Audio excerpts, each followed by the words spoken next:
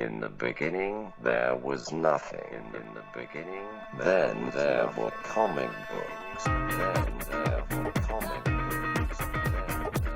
Once you enter our world, there is no escape. There is no escape. Comic exposure begins. 3, 2, 1. In the beginning, there was nothing. Then there were comic books. Once you enter our world, there is no escape. Comic exposure begins. 3, 2, 1. In the beginning, there was nothing. Then there were comic books. Once you enter our world, there is no escape. Comic exposure begins. 3, 2, 1. In the beginning, there was nothing. Then there were comic books. Once you enter our world, there is no escape. Comic exposure begins. 3, 2, 1. In the beginning, there was nothing. Then there were comic books. Once you enter our world, there is no escape. Comic exposure begins. 3, 2, 1.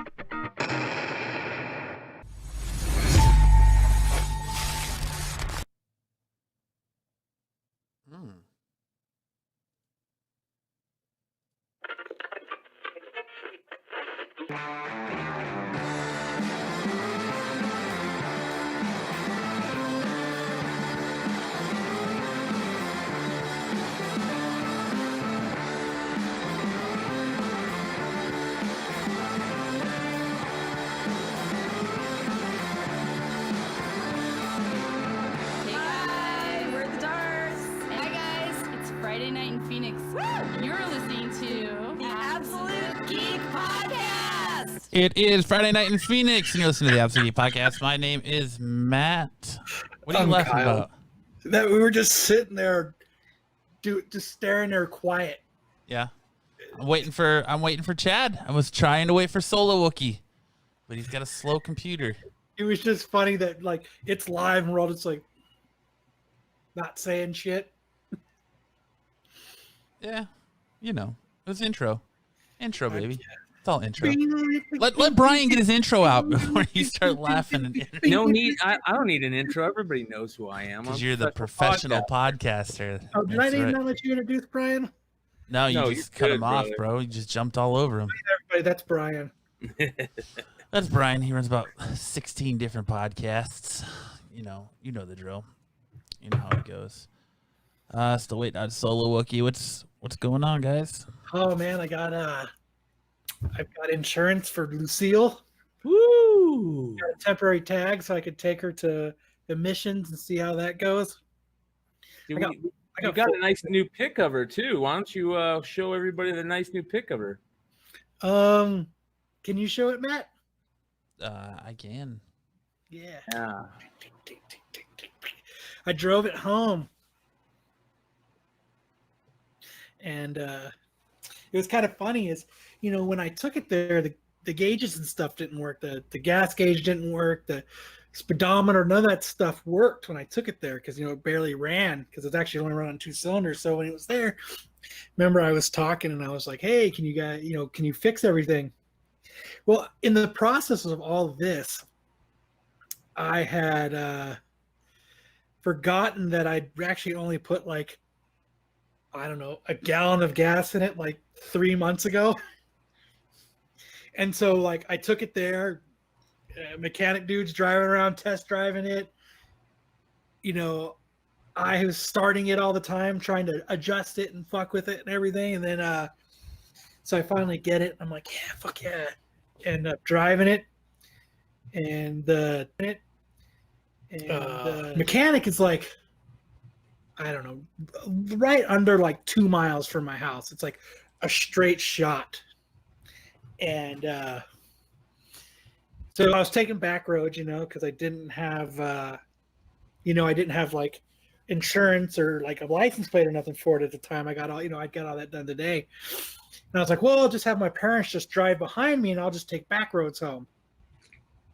And so I'm driving. Fuck yeah, looking cool in my 1970 Volkswagen.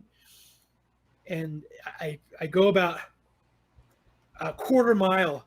I turn the corner and it goes plup, plup, plup, plup, and I coast and I pull and I coast over to the side and I tried to start it and I was like, fuck. I was like, shh, it just died. I was like, fuck, man, I'm gonna have to push this motherfucker back a quarter of a mile so they could fix it. And I was like, you know what? I bet you it's out of gas. So my parents had to drive home or drive to my house, which is like a mile and a half away, and get my gas can, brought it back. I put like another gallon in there. Fired it right up, man. She fired right back up. Fucking drove that bitch home, parked it parked in the driveway, and I was like, I gotta take pictures of this shit. Old school versus new school, right there in the driveway. Nice of you to join us. Thanks for joining us, Slow-Mo Wookie. Oh, man. It was kind of cool, though. I got to get away from this Mac. Yeah, Slow-Mo Wookie. You just need a new one. Yeah, my Mac is pretty old, and if I don't clean it on the regular and do a bunch of love to it, it gets fussy. It's like an old Volkswagen. It's like, yeah, it is. It's like a 1970 fastback is what it is. It needs a lube and a tune-up and a cleaning. But it was kind of cool. I met the dude who originally owned it. So the guy that I bought it from, the guy that sold it to him that had it forever, messaged me the other day when I had posted it in one of the Facebook groups. So it's kind of cool. I got to talk to somebody that had it for years and years and years and years, which I thought was cool. And he was a super cool dude. So I thought it was awesome.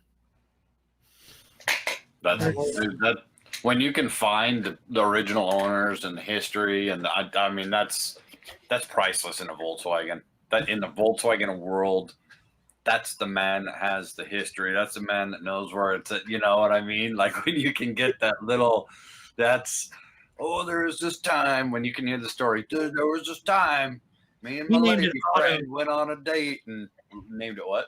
Otto. Nice. But I was like, it's not Otto anymore. No, that's not her name anymore. Seal. Well, that's a good transition. Speaking of history, anyone who's familiar, yeah, Jaws is celebrating its 45th anniversary this year. And today on our show, we're pleased to welcome a guest who was actually in the movie and also is working on several projects related to the movie Jaws. So if you're a fan of Jaws, this is the interview that you want to be here for, not one you don't want to miss. I want to welcome in David Bigelow to the show. I'm going to bring him back in here. Welcome, David. Thanks for joining us tonight. How are you, sir? Hey, guys. Not hearing you at the moment. You're not hearing us? Okay, so he needs to probably he might need to go into his cam and mic settings and unmute. Sorry, can you hear me? Yes, we can hear you. Okay. For some reason it's not. Can you hear me now? Good. Let me just disable the I think well, he's doing it from a Mac, so I don't know the Mac, not a Mac, but an iPad. So I don't know the iPad settings for streaming. Fucking Apple products.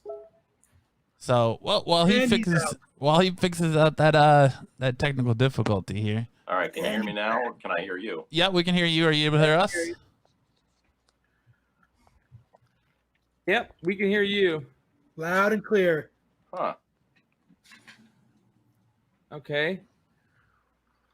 How are we gonna do this? Let me chat with him on the side while you guys are doing the thing. I'll chat with him on the side and see if I can get it to work. The joy of doing a live podcast. Right. Testing 1 2. Testing 1 2. Yes, we can hear you. Can you hear us? That's a big negatory. He was just talking to us a little bit ago. Yeah, that's weird. That is really weird. Tell him, Brian, tell him to just drop out of StreamYard and try to reload it. Okay. But this gives you guys... His headphones probably aren't paired to his iPad, maybe. He was talking to us like 5 minutes. Oh. Yeah. Well, we were waiting for you, Slow-Mo Wookie. But... Slow-Mo Wookie! Man's a busy man. Yeah. I got a lot going on. That catnap was real important, huh? It's you don't know how important it was. That's good. Well, yeah. Well, we're waiting for David. Make sure you guys get your Jaws questions up and ready to go. Looks like he's coming back here. Can you hear us now, David? Does the shark really have two? Yeah, I can hear you. I need to re-enter the room. There we go. There we go. The joys of doing a live podcast, but welcome. We're happy to have you here. How are you doing tonight? Thanks. I'm having great. The end of a really fast-paced week for me, and very excited about what's going on. And thanks so much for having me on. It's a great time to be a Jaws fan. Absolutely. Why don't you go ahead and tell our listeners a little bit about your background when it comes to the movie Jaws? Yeah, certainly. So I was a 5-year-old kid living on Martha's Vineyard. My family had only moved there about 18 months earlier. And Jaws came to town on Martha's Vineyard. And Martha's Vineyard is not a place that had many movies shot there. About the only thing that we were known for at the time was the Ted Kennedy incident on Chappaquiddick. Mm-hmm. And so, that was kind of a negative piece of news about the island, or at least something that was, notoriously associated with it. And when Universal Studios came to Martha's Vineyard, everybody was a little bit just sort of unaware of really what that meant to the island. The island was in the, it was the time of like the gas crisis of the 70s, of, having just a bad economy. So a lot of islanders were kind of, pretty poorly, set up financially. And when Jaws came to town, there was a huge amount of opportunity. So I basically was a kid going to kindergarten, and my teacher, my drama teacher, was Lee Fierro, who plays Mrs. Kintner in Jaws, and she's the one who slaps Roy Scheider's character. Mm-hmm. And she got cast because Lee is a classically trained actress from New York City and moved to Martha's Vineyard just a couple of years beforehand. Wait, I got to ask a quick question. You were taking acting drama classes at 5 years old? It was just something that the school offered. I think it was because Lee wanted to do it. She loved having, kids sort of, experience theater in a way. It was it was just a fun thing. So it wasn't like my parents wanted to turn me into Shirley Temple or anything like that. Thought maybe you wanted to be the next Macaulay Culkin. Yeah, it was definitely not on my career path whatsoever, but it was a fun class, and sometimes she didn't even talk about acting. Sometimes she just wanted to connect with the kids on a personal level, and she really did a great job of making us feel not like kids to her, that but just other people. So she was really wonderful. She passed away this past spring from coronavirus. Unfortunately, I had known her, of course, when I was on the island way back when, and I hadn't seen her. And friends of mine in the Jaws community said, wouldn't it be great for you two to get together again? And I said, yes, someday, maybe at the 45th celebration, she'll come to the island. She moved to Ohio. She had been on Martha's Vineyard for decades after Jaws. So anyway, Lee said, listen, I've been cast in Jaws, and we're going to be shooting a scene down at the state beach. We have this state beach that basically is the whole northern shore of Martha's Vineyard, which is an open beach that goes for miles.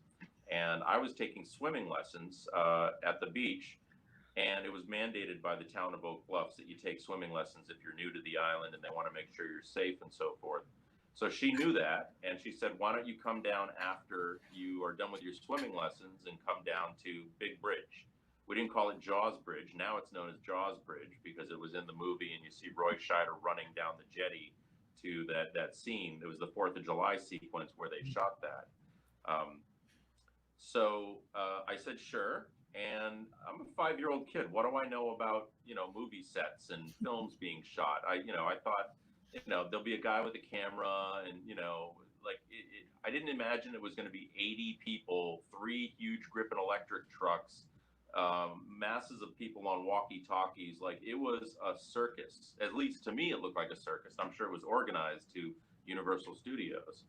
So it intimidated me. And I got to Lee and I kind of grabbed her by the thigh as a little 5-year-old kid. And I was like, what am I doing? What's going on here? And she said, you're going to be fine. You're just going to play in the water with the football. The scene is the Alex Kintner attack sequence. And so she said, you just get in the water and with the other kids, you throw the football around and they'll tell you what to do. You don't worry. You're not, it's pretend you're playing and that's all you're going to have to do. I was like, okay. So, but it was early May or late April. I don't remember exactly when that sequence was shot. And if you know anything about Northeast United States, is the water is not warm till really late July. So we were in that water, and I always like to tell people that the reason that the crowd scenes in Jaws, everybody looks so terrified, is because they're actually cold, and there's a very similar look on their faces to being cold or being terrified. I don't know if that was intentional, but the production of Jaws basically knew that they needed to get all their beach scenes wrapped up before all the tourists showed up for their summer vacations. So they shot all of their land-based sequences earlier in the season. And then finally, when everybody was showing up after Memorial Day, the set went to sea and filmed 20 weeks on the ocean to get all the Orca sequences done. So they were out on that water for 20 weeks getting their asses kicked by the ocean. Forget Yeah, not this guy. Everybody was seasick apparently. Sick of the sea. To the beach scene. Yeah, the beach scene was the thing is Alex Kintner, he's played by Jeffrey Voorhees, who actually now is on Martha's Vineyard. He manages a restaurant called The Wharf in Eggertown. And he'll sign an Alex Kintner T-shirt for you if you go in. But he's the kid who's eaten on the raft and gets sucked down into the water and eaten by the shark. And they needed to do that shot about 6 or 7 times. But what happened is that the blood bag that bursts and kind of geysers up in the water, they needed to wait for that to all clear out and dissipate in the water to reset the shot every time. So we were there probably 6 hours just getting that shot taken over and over, waiting 45 minutes to an hour for that blood color to dissipate in the water. And they had wool blankets out and there was hot chocolate and hot cider and like stuff just to keep you warm because people were getting blue and frozen and, it was cold. It was definitely cold. It was maybe 62 degrees in the water or something like that. So the playing football part was actually pretty welcome. It was like, stay warm if you're actually moving around. So yeah, that was my history in the film. You literally see me for like 7 or 8 frames in the movie. I'm the shot. You see me right in the shot after the dolly zoom of Roy Scheider, that telescoping shot on him when he realizes the kid just been eaten in front of him. And it was a great experience. And when I saw Jaws that summer, it was the summer of '75 when it came out. I was expecting a monster movie like Godzilla or something. I didn't, because we saw the shark and me and my friends would sneak around the island. They had a place called Shark City where they kept all the sharks. And before security got really tightened up, you could see the sharks and they were big, but they weren't very scary up close. They were rubber and the teeth kind of bent and, they were not really all that intimidating when you got close to them. So I thought, like Godzilla or Gamera or any of these things I was seeing on Saturday morning, creature double feature that we have in Boston back then. When we saw the movie, they did a screening for audiences, the cast and extras and stuff, a screening just for the Martha's Vineyard people. And we were blown away by how this movie changed everything about our perception of it. We thought it was going to be a dud, because they were supposed to shoot for 55 days. The schedule went to 159. Their budget almost quadrupled based on the problems that they had. And they turned in a movie that is still to this day a classic. I mean, I don't think there's a better shark movie that will ever be made compared to Jaws. No, Jaws is still the reason I don't go in the ocean. For real. That's a lot of people are like that. A lot of people. And now I was just on Martha's Vineyard this past weekend, and we actually do have great white sharks around the island. And I'm afraid to go in the water now too. And that's a real, disappointment to me. I grew up with that island, and now we saw 7 seals pass by within 30 feet of the shore in about an hour. And where there are seals, there's very likely to be sharks. So how? Quick question about that. Has that just been recently? Because I know I've been watching, stories about how they're tracking these big, huge, great white sharks now, and they're noticing that they're spending more time going up and down the East Coast. Is that just a recent thing that they've started, showing up at Martha's Vineyard more? Well, they the place that they concentrated that most of the attention right now on is Cape Cod, which is a good 40 miles northeast of the island. And there's a seal population that's been protected for many, many decades. And there's a combination of global climate change that has warmed up the water. So sharks really like the warm water. And they definitely love their sausages, which is seals. They got plenty of sausages to eat in these seals. And the seals have gotten so great in number. I mean, there's hundreds of thousands of seals now in the area. And the sharks are just having a field day picking them off out in the water. You go boating near Chatham, Mass, which is out on the outer Cape, and you'll go by and you'll see half seals everywhere. They've been chomped in half. But the truth is that now there's a couple of different islands just off Martha's Vineyard that have seal populations. And so the sharks have gotten wise to that. And they're starting to move down into those waters. And we actually there's a small island called Muskeget Island that's just off of the east part of Martha's Vineyard towards Nantucket. And it's the largest seal birth nursery in the United States. So literally the largest one that we have in the country, and it's all these pups, and there's hundreds of thousands of seals there. And you just got to imagine the sharks are just, they're going there because they're like, this is easy prey, these young pups. Sharks are growing in number, and it's been really recent that's been showing up. There are people who I know on Martha's Vineyard who have been fishermen and sword fishermen, and they've known sharks have been there for a long time, but they've never come in that close to shore. But the seals are now coming in close to shore. And I'm not a behaviorist or anything, but it would seem that the seals know that maybe it's better to be closer to the shore if you're thinking you've got a predator on your tail. But those predators are coming in close. And if you look on the internet, you'll see more and more footage of sharks. It definitely happens a lot in Florida right now. They're getting within 15, 20 feet of the edge of the shore and swimming right between people's legs. Yeah, their peak feeding area is that first 20 meters or so of the, because that's where all the food's at. So I mean, if you got shark bacon swimming around off of the beach, sooner or later a shark's gonna get there. Yeah. We had one fatality 2 summers ago on Cape Cod. A guy was boogie boarding off of Wellfleet, and he was out there at dusk. And the thing about sharks are a little bit like the military in that they know that the best time to attack is either at dawn or dusk when the light is changing and the eyesight of their opponent is weakest. We all sort of have a pretty bad vision problem when the light is changing because their eyes are adjusting. So, and that's one thing. I've got my father has a place in Hawaii, which is a lot of sharks. And you're told by the natives, never go in the water when the sun is rising or going down on the horizon. It's just, you're just asking for trouble if you're going to go out at that time. And this kid didn't know that. He didn't realize that. And he was bitten in the leg and bled out on the beach. Probably he was maybe 30, 40, 50 feet out at most, boogie boarding on that wave. And the shark just thinks you're a seal. Like all they see is a silhouette, if you're wearing a black, whatever, seals have almost kind of a humanoid figure to them with the head and the body. So sharks don't like to eat us so much, but I think that they easily mistake us for what they typically do like to eat. They take a bite, they realize we're not a seal, and they take off. Ooh, too much cholesterol. It's not that I'm an expert, but in my fear of sharks, I've done some studying. A big part of it is milk.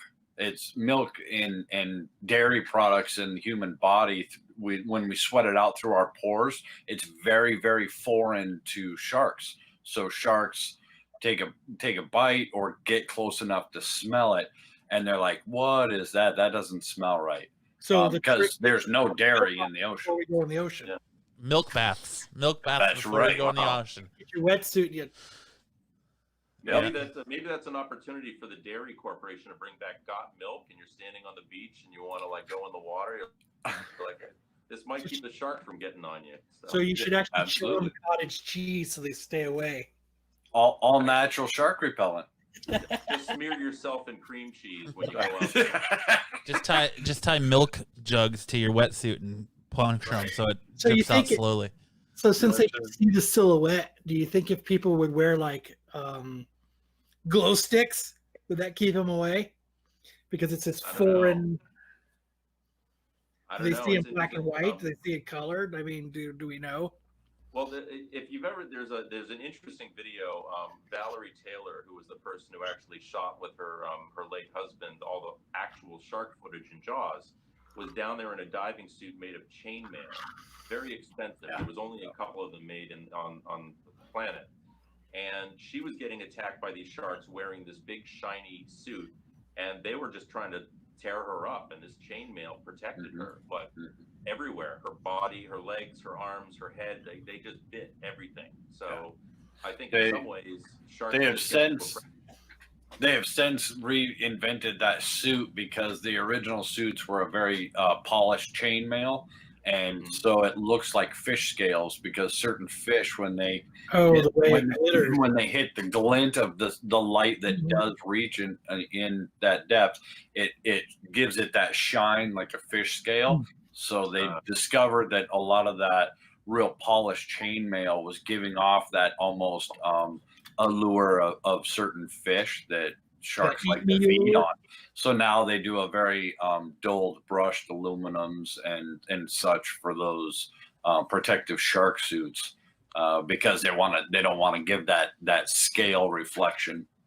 Right. Oh, that's interesting. I should take a class with you about all your sharks. I was about to say, I see two people the Discovery Channel should be calling for Shark Week right now, not Mike Tyson. Call Solo Wookie. Yeah, Tyson promo. I couldn't believe they're doing Mike Tyson fights a shark. I mean, someone's gonna get bit from Happy Days. They definitely jumped the shark on that one. So. Yeah, no pun intended. Yes, they did. Yeah, I grew up. Like I said, I won't go in the ocean, and a big part of it is because of Jaws. I saw it very, very young, and it scared me because I was young. I didn't understand. So I'm one of those people that if I'm afraid of something, rather than inhibit the rest of my life, I research it. I find out about it. I look stuff up with it. So I ended up over the last 45 years getting a ton of shark knowledge, because I'm like, if I understand it better, I can better protect myself. And in the end, I understand a lot. I'm by far no expert. And I came to the conclusion, if you don't want to get bit, don't go in the water. And your mom never had to force you to drink your milk with dinner ever again, huh? No, she didn't. Once I found that out, I was like, bring it on. You drink a lot of milk, young Timmy. It's interesting. Sharks will eat you. Jim Beller. Jim Beller is a friend of mine. He's the largest Jaws memorabilia collectors in the United States, possibly in the world, but definitely in the U.S. And Jim won't go in the water either. He lives in Providence, Rhode Island. He takes trips to Martha's Vineyard, and will not go in the water. And it's interesting. It's sort of like why people learn it. Like, they love shows about serial killers. They're fascinated by them, but they certainly don't want to spend any time with them, Yeah. And so you are sort of fascinated by what you fear, I think, in many ways. And sure. And I think that's Jaws did tap into that kind of primal thing about not being able to see in the water, and there's a certain element of you're out of control. It's not your natural environment. And I think that's what Jaws did really well, was kind of around the world, Jaws is known, even in so many different countries, because every country usually has a beach somewhere, and people can relate to this idea of being in the water. And water isn't, unless you live in the Caribbean, you really can't see what's underneath when you're out there. And that fear that there's this 25-foot behemoth shark that you can't even tell is there until it's already pulling you under, it's fairly terrifying. It's the awesome thing about living in Arizona. You will never get attacked by a shark, ever. Right. I mean, you have 50 other species of animals that want to kill you, but no sharks. No shark. Yeah, you go to Australia, you avoid the Great Barrier Reef, but there's about 600 different species of anything else that could kill you easily there. It's one of the most deadly places on planet Earth. So I'm glad that you brought up Jim. I was going to ask you about that. Do you still talk to him? Because 2 years ago, he did a special on his collection that I actually happened to catch. And he acquired, I believe it was the barrels, the big giant yellow floating barrels from the movie, and he had a really hard time finding them. Do you still talk to Jim, and do you have anything from the movie that you've captured that you've searched out to keep for your own keepsake? Well, it's interesting. I can share with you something. Well, yes, Jim and I are good friends, and we work together. The group that I created called Making the Monster for the project that we're involved in. Jim has been a dear friend and a great consultant. His wealth of knowledge about Jaws has really, bolstered my own. And so over the last 2.5 years, I've known Jim for longer, but the last 2.5 years since Making the Monster has been actively engaged in our project. It's been a real help to have Jim involved, as well as some other people that we have attached to the project who are in the community. Peter Spidetti, when it comes down to talking about some of these artifacts from the film, Peter Spidetti, another friend of mine, bought the fighting chair from the Orca, the one that Robert Shaw sits in, and he got it at auction. And he spent over $30,000 on that chair. So, and he's got the fin the toe fin that was used in the estuary scene when the 4th of July attack occurs. So there are some people who really love this physical connection to the film. And there's one thing, if you excuse me, I didn't think I was going to have to show this, but I'll run and grab it. Woo! I love show and tell. I do too. Good shark paraphernalia. Bring it on. This is gonna be good. I know if Ruby was in chat right now, she'd be talking about the time I tried to sacrifice her sharks. My friend John Campopiano bought from the Murphys, who worked on the set of Jaws, this section of the Orca's hull, the Orca 2. So this actually came from the sinking version of the boat. There were two Orcas. There was the Orca that you actually saw underway and chasing the shark, and the Orca 2 was the boat that they could raise and lower with these barrels of air that they would pump in and pump out to show that final sequence. So John bought this from the Murphys as basically because he loves collecting. That's awesome. Yeah, I'm not a big collector myself. I see the fascination with it. I love telling stories about things. I work in media production, and I've been in television for about 25 years. So I love the ability to sort of convey emotions around things like that. But you see my shark over here. That came from Bruce Shark UK. They sent that to me when they learned about the project, and it's a beautiful Bruce replica. They do a great job making these sharks, and they're doing more. But I think they create great products. They're actually doing a 50-inch version of Bruce, pretty big likeness of Bruce. That's too big. That's too big. That's too. No, It's overwhelming. You can keep it. If you're gonna need a bigger shark, you know where to go. Yeah, that's it. So tell us a little bit about your project, because I was looking at it today. I was looking at your GoFundMe for it, or your Kickstarter for it, and then I was looking at the article that has where you're talking about it in the virtual Jaws stuff, and then I saw you bantering in the comments with people about it. Yeah, well, actually, when I first started the project, I did a GoFundMe with basically family and friends assisting because when I work at WGBH in Boston, a PBS station. I met John Campopiano, who bought that section of the Orca too, and he kind of rekindled my fascination with Jaws after many decades of me just kind of. I worked in media. I had a career. I had a family, and so I just kind of forgot about all that stuff. And meeting him and getting to know somebody who was so in love with the movie again, rekindled all these memories about it. And it just kind of struck me one day: why hasn't anybody made a story about the making of the movie? The making of Jaws is one of the most famous, colossal, challenged productions of filmmaking that has ever existed. To this day, Steven Spielberg says, even after he's done, umpteenth amounts of movies, Jaws was the hardest movie he ever made. And he suffered a lot of trauma, mental and emotional trauma, from what he went through on that film.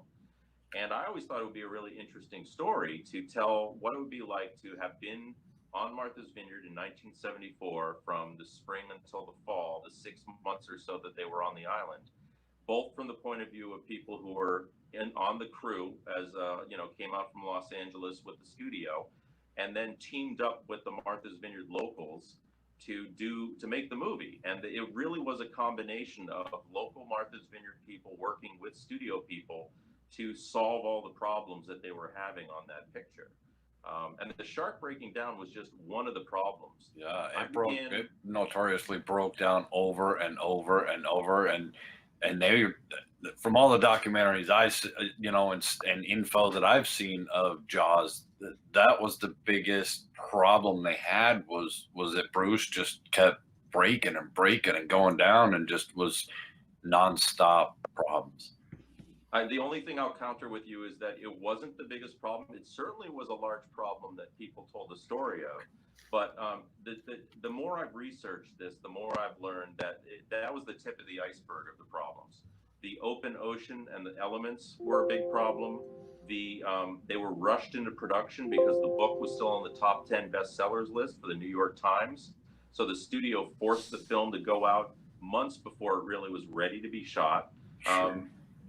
As far as the shark problems go, Joe Alves, who was the production designer and designed Bruce, he was told, take it off the lot by Marshall Green, the studio head that he was working for, and said, okay, well, I'm going to go to like defense contractors to figure out how to make this shark. Like McDonnell Douglas told Joe Alves they needed 18 months to make a shark that would actually function in the water for what he was asking them to do. He had 3 months to get it back to Martha's Vineyard after they started the project. So, there's a lot of people who have to throw some of the people under the bus about the making the shark in Jaws. And the reality is they were forced to do it quickly. And they also had a strike. There was going to be a strike. And so any film that began shooting after that strike started, then you could not start your film. So they had to go into production as soon as they could before the strike in order to stay on schedule, because the movie had to ride the coattails of the best-selling novel by Peter Benchley. So there was a confluence of that. But beyond just that, there was sabotage of the Jaws set. There were things being stolen. There was people pouring sugar into the gas tanks of the boats working on the film. There was so many problems that it's no wonder people didn't literally go insane and drown in the ocean someday because of what they went through. Was there so much sabotage because of, like, locals didn't like it happening there, or was it just a reason? I think it was actually locals. Locals loved the fact that production was paying so much money into the economy that if they delayed the film from being able to finish, that they would keep staying there until they finished, and they just prolonged it. So, but that wasn't like the whole island was sabotaging the set. That was just a few people who were troublemakers. Local boat guys staged a revolt. They said that they weren't being paid enough, and they got kind of unionized themselves, and the studio had to step in and negotiate with them. The Teamsters insisted on doing all the transportation for all of the crew and the cast, and some, like Joe Alves, just wanted to ride his bike from his house a mile to the location, and they were like, no, you got to take a car, and he stood his ground. And then finally, a Teamster drove an old Buick following his bike so that they could get paid to do it, even though wasn't in the car. So it was really interesting to learn about all these stories. So Jim Veller, when he learned about the fact that I wanted to get into this project, he introduced me to Joe Alves. And Joe Alves was the production designer. He designed the shark. Everything about the look of Jaws in terms of the production, he did it. He made it. Joe was, Joe went on to do Close Encounters of the Third Kind following Jaws. And most of that is also his design at hand. And I met Joe and I told him about the project, and he was really fascinated by it because he said, the one thing about the documentaries about Jaws is they all put Spielberg and the producers and the cast in the center of that story, but nobody goes outside of that perimeter, of that close circle around the cameraman. And there's a whole crew of 100 plus people that worked tirelessly. Well, I shouldn't say tirelessly. They worked like they didn't have a stopping point for 6 months on that film on the open ocean, sometimes, 14, 15 hours a day, not knowing when they were going to leave because they had no concept of when do we finish this film. They just didn't know. And Joe always thought that crew himself being, people have told stories about him in documentaries, but the crew as a whole never really got their due recognition. And I agree with that premise that Jaws has largely been told a story in documentary about the inner circle around Spielberg that was the creative mindset. But what the rest of the people went through working on that film has largely been untold. The second part of what I wanted to do differently is I don't want to make a documentary. There's been about 6 or so. I want to make a docudrama, which is a scripted, acted, professional actors. It's a period film, and it's actually not a film, it's a 6-episode television series. So the concept is to take the making of Jaws, split it up over 6 one-hour episodes, and get you into the island when they show up, and all the problems that they dealt with, from the land-based shooting to the ocean-based shooting to the editing, and how there were happy accidents along the way that birthed the blockbuster film that to this day is loved by all. But at the time, they had no idea they were sitting on that kind of success. They thought they would be lucky to finish the film. And so Making the Monster, which has unfortunately been held up by the virus, like most media projects, is, we're moving forward slowly. But, we've done some things that we need to sort of get ready for that. And that's part of what our other project is, Return of the Orca, which was kind of born out of Making the Monster. And we're responding to the current situation of the virus slowing down that project. But we have the ability to now do this other project, Return of the Orca. Now, how much? Oh, go ahead, Chad.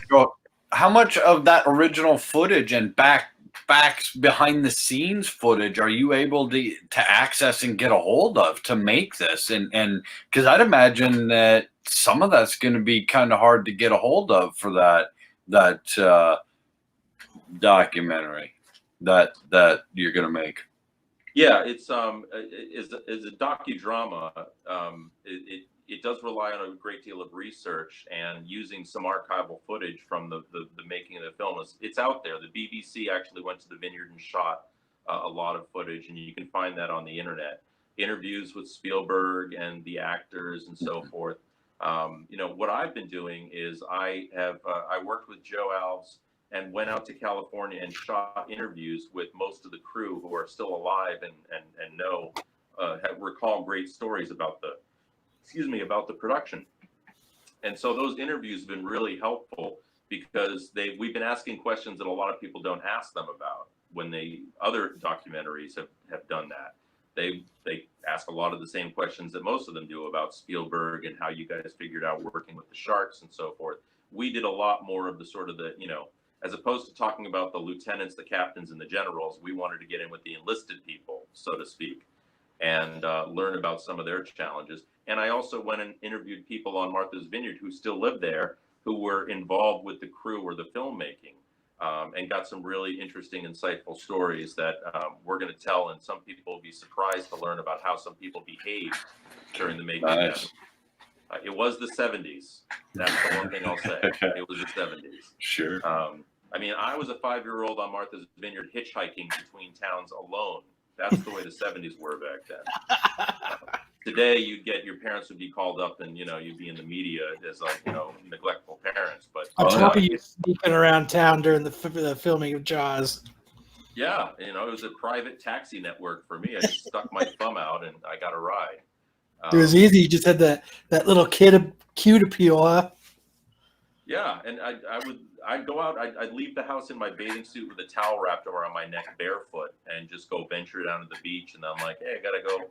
I get thumb down to the big bridge or go to Edgartown or whatever. So it was a real exciting time. It's funny, but I don't know. Ted Bundy could have picked me up, and I wouldn't have done anything about it. So, the research is important, and some of this footage that you're talking about, I think, would be really helpful. But I think large part, we're planning on recreating everything, and doing period pieces is very challenging. You have to find the clothes, you have to get people put on long hair again. You gotta, with the music of the 70s, what was popular in 74 and so forth. So it's a real recreation. But I like to describe it as we're doing the Apollo 13, but about the making of Jaws. That's pretty much what the project is. Nice. Yeah, I could see where a lot of it would make it difficult to really get a hold of and really study some of that earlier footage and earlier pieces and maybe even to find everybody, because that was a huge crew, wasn't it? I mean, that was to film all that. So if you're going for the docudrama and you want to talk to them and be like, hey, what was your memories about it? That'd be kind of tough.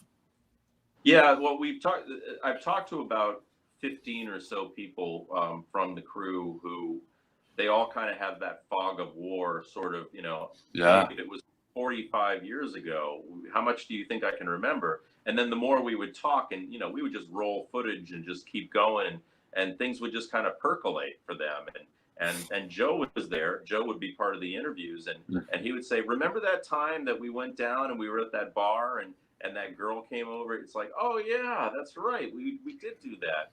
We learned about their favorite watering holes. The crew of Jaws stayed at a place called the Kelly House, and they would go to this place called the Old Colonial, which was right across the street. And that was kind of the Jaws crew hangout when they were done shooting for the day. 9 months later, how many people had kids? There may be how some many Jaws babies babies on do the you island, think were created?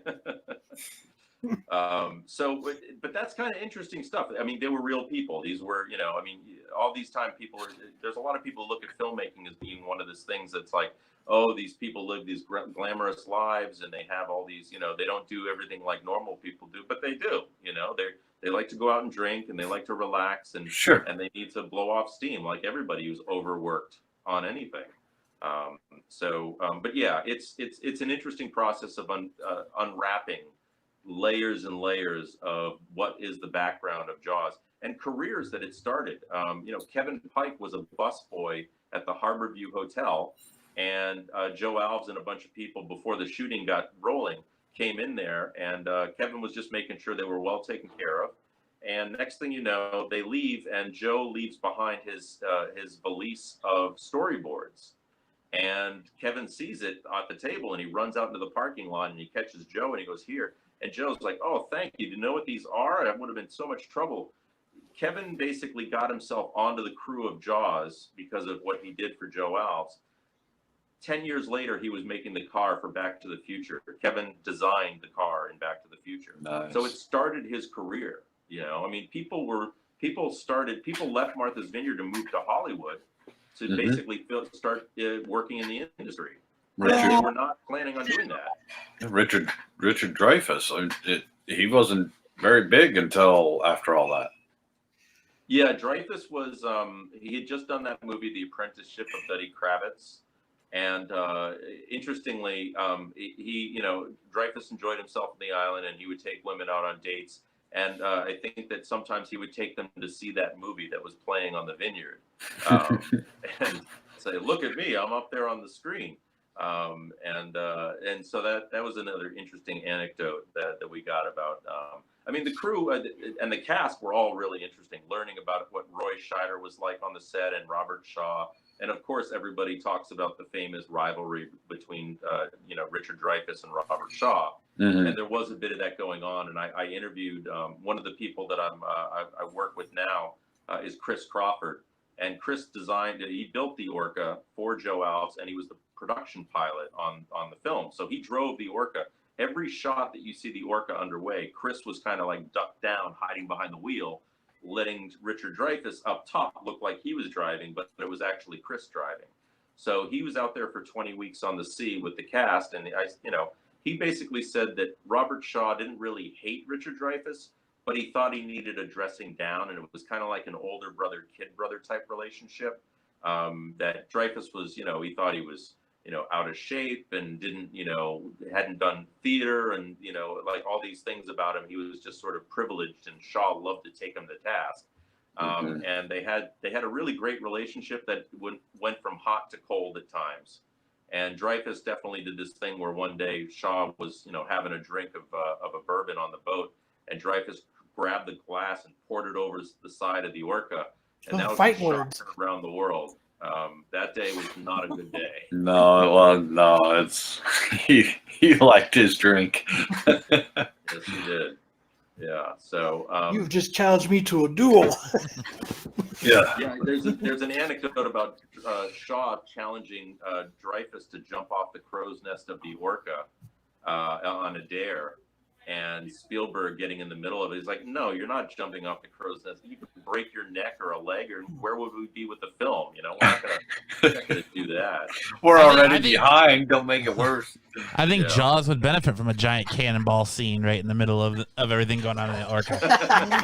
when it has that edit where he transfers from them talking to the sky over him, it'd been nice just to see a massive cannonball right off the crow's nest. Yeah. Here It we would have go. been cooler if it was like, how Wizard of Oz, like that little person like hangs himself. If it's just the thing of Jaws in the background, you just see a cannonball. Just see a giant like- kabloonk as the Yep. Right. Yeah. So it's a great, listen, I love Jaws as a film. I think they birthed something incredible out of that. It's, I like to, a lot of people there are people who don't get it, who say, what is it about Jaws that you think is so incredible?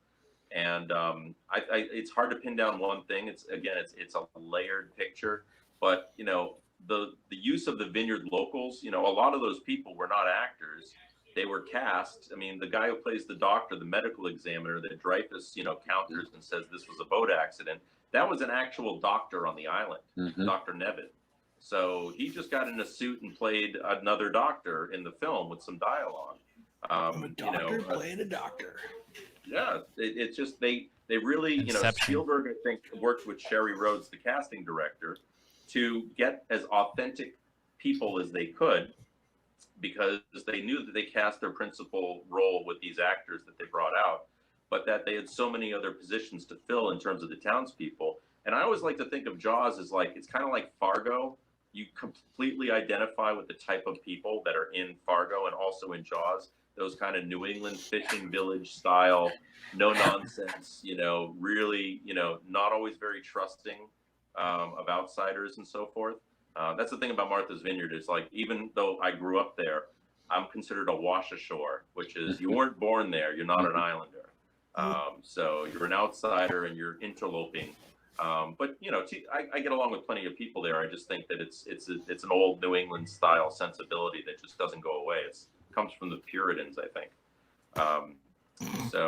But yeah, it's such a rich story, and I think that Jaws and telling the story about the making of it and making the monster is going to be a real welcome treat, because there's a whole nother story that's never been told.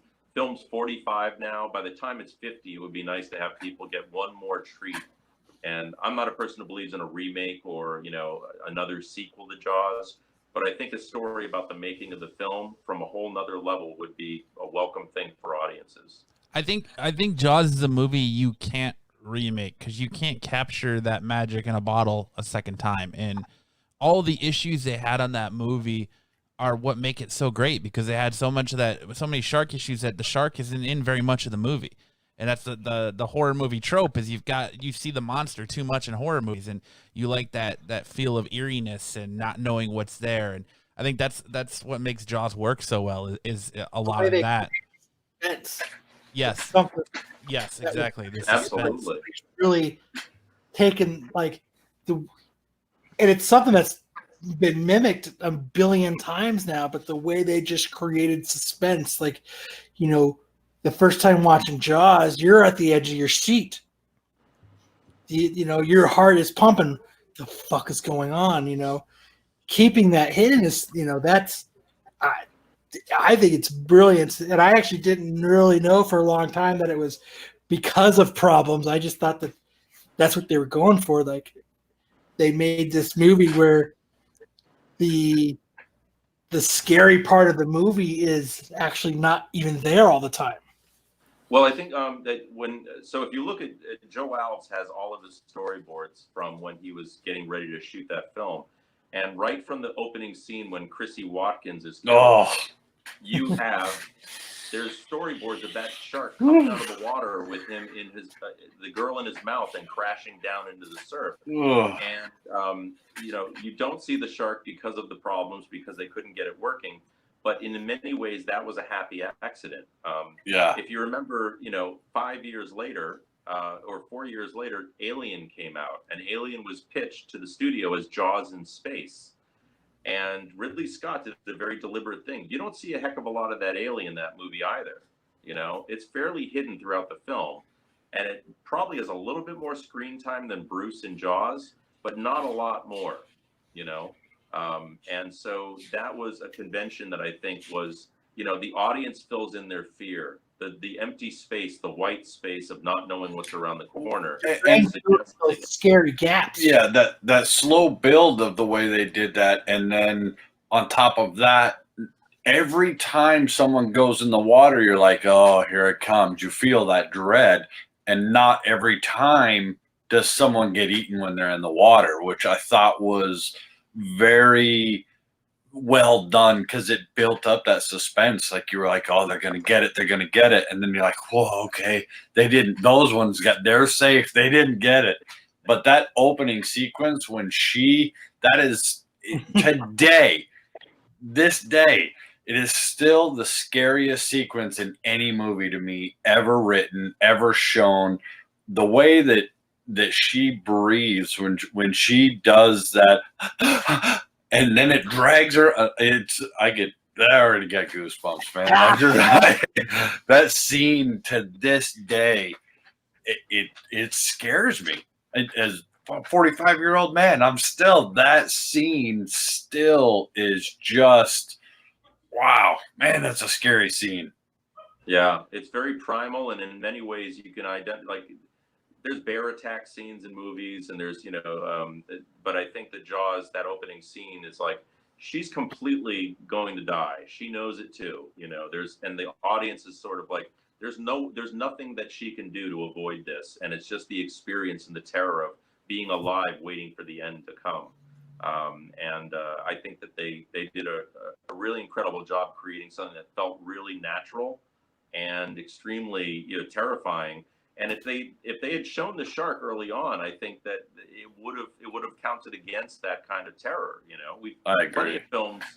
Plenty of films show you the creature or the killer or any of these things, and it sort of dissipates the energy of the terror that your own mind can create in there. Mm-hmm. So I agree. I think it's still one of the most terrifying scenes in cinema, and it doesn't get, you know, there's more of those. The one thing I will say about Jaws that only when you've watched it as many times as a guy like me do you notice this, but watch it and appreciate the fact that if the shark isn't going to be there, you're not going to hear the music.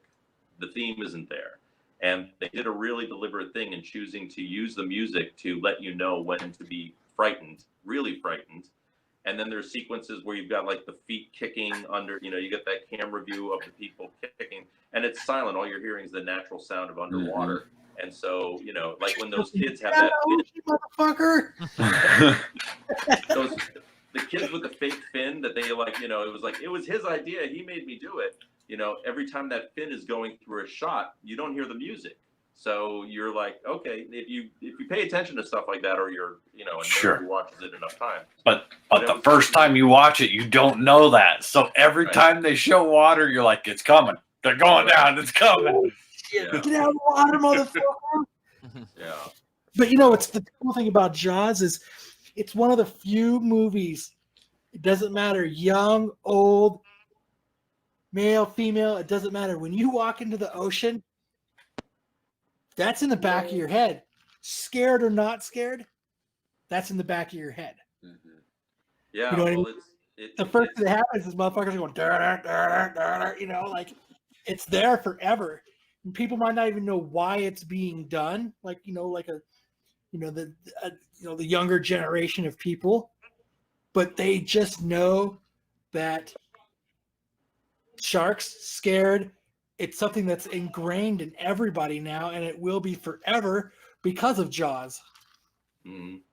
No, I agree. I think that people at this point have sort of gotten used to the idea that sharks are in the water. Jaws definitely reminded people, even before they were really, in the United States, I don't think we really had, except maybe for Southern California, a real awareness of the fact that there were great white sharks out there.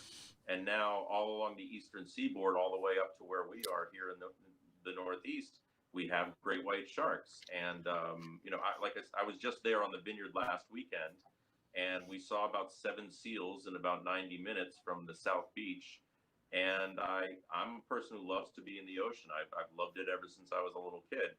I'm not safe going in the water any longer when there are seals, and so I've got that fear. But you should just wear a sign that says "Not a seal." Yeah, where I don't know, dress like My Little Pony so you don't look like one or something. And drink your milk. Yeah, Drink your milk. Well, and I have yogurt all over my body. I think that's a key part of why Jaws was successful as a I hate to call it a horror movie, even. I mean, it's a horror movie, but it's not. The realistic, it's a real thing. You really can get bit by a shark.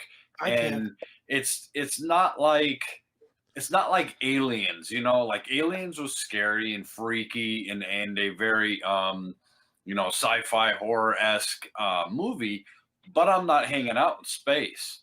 There's a chance, a real life understanding, logical understanding in my brain. If I'm in the water, I could get bit, and not even just a shark. I mean, there's other things out there that mistake you. Yeah, I mean, there's there's other things, the orcas, the barracudas. There's things that will take a bite. They live. They're not coming where I live. I ain't going where they live. We got a really good understanding. We have this agreement, and you know what? It works really fucking good for me. I'm with you. I'm with you, Kyle. Goddamn things that'll eat you. You know what? You don't come to the desert. I don't go in the ocean. We're cool. Yeah. Yeah, but you guys have scorpions, and scorpions are pretty scary too. You don't fuck with them. They don't fuck with you. It's easy. True. They don't go, that looks like something I need to sting. And then run after you. They don't do that. They don't mistake you for food. They only do it when you're like fucking with them, or like you rolled over on them and it's a defense mechanism. We just there's video that I just saw recently of the fact that we also have killer whales in the area. Some just sighted off the coast of Nantucket, which are actually got killer in the name too. You just stay away from. Yeah, well, the killer whale goes after the great white.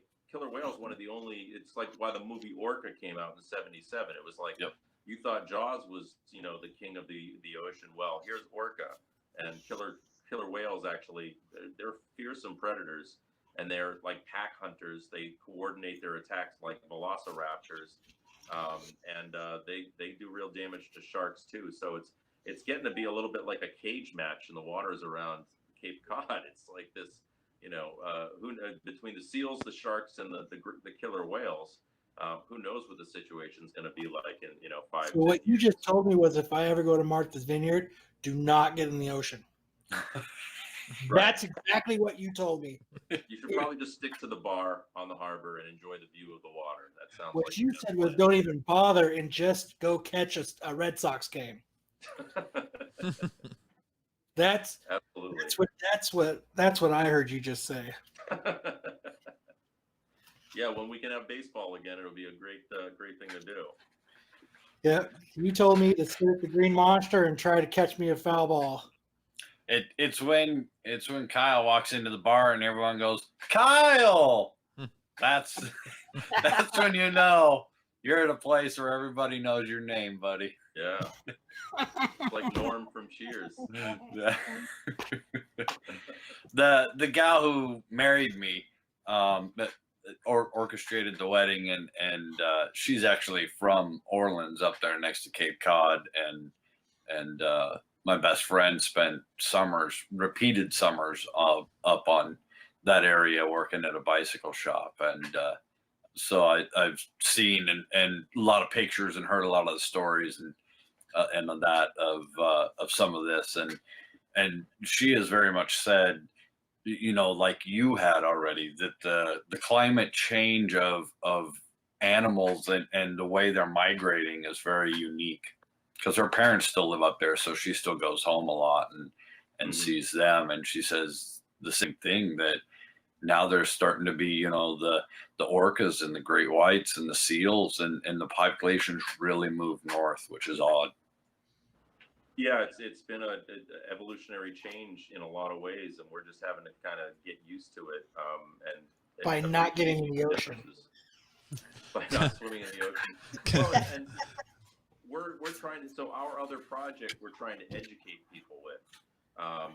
We're educated me. Stay over the water. It's not like you already knew that, though. The only time Kyle wants to see Jaws pop out of the water is at Universal Studios, huh, Kyle? Yeah. But I'm sorry, what's your other project? Well, so we are getting ready for making the monster and getting ready to shoot this television series. We knew that we were going to need a couple of real props that were going to be part of that. And one of those props would be the boat, the Orca. And the original boat, the Orca, and the other Orca, the Orca 2, were both lost. But basically, the Orca was purchased by someone after the film wrapped, and then Universal Studios realized they had a hit on their hands, and they bought the boat back from this guy for 10 times the price that he had bought it for originally. That's a businessman right there. Oh, yeah. And then they brought it to Universal Studios in LA and put it on that backlot lake, just kind of tied to a dock, where the Jaws shark would come out, and the people would take that blue tram tour and go by, and it would jump out of the water and spray you and stuff. The Orca just sat in that lake and finally just rotted out, and they just chopped it up and tossed it. So, shitty. And well, it's just the Orca boat to me is like the Millennium Falcon or the Back to the Future car or any of these classic best. I mean, they're not just a vehicle; they're an emblematic vehicle of an incredible cinema experience. So the fact that the Orca was lost to simple neglect is really incredible, and no one's made one ever since. So I purchased a boat, a wooden boat that's very similar to Orca, that we were going to basically get ready to put in this television program. And so I brought it to Martha's Vineyard with Chris Crawford, the guy who actually built the original for Joe Alves. And I said, Chris, I want to build this boat into the Orca. We're going to need it for this TV show. And he's like, sure, let's get it down there and I'll take a look. He knows more about boating than I will ever, I mean, he's been around boats his entire life. And so he knows them well enough to say, okay, you got the right boat. We're going to have to do this to it, that to it. So we were held up, obviously, by the virus. And I came up with this idea. Why don't we just restore the boat and make it its own thing? And we are now engaged in a project called Return of the Orca. And we actually have an official announcement tomorrow that I can't really say what we're going to announce, but it's going to be really special. And what we want to do with that boat is we want to turn it into the Orca, and we want to make it available to people for educational purposes. We're going to have, research institutes use it to learn about the shark problems in the area.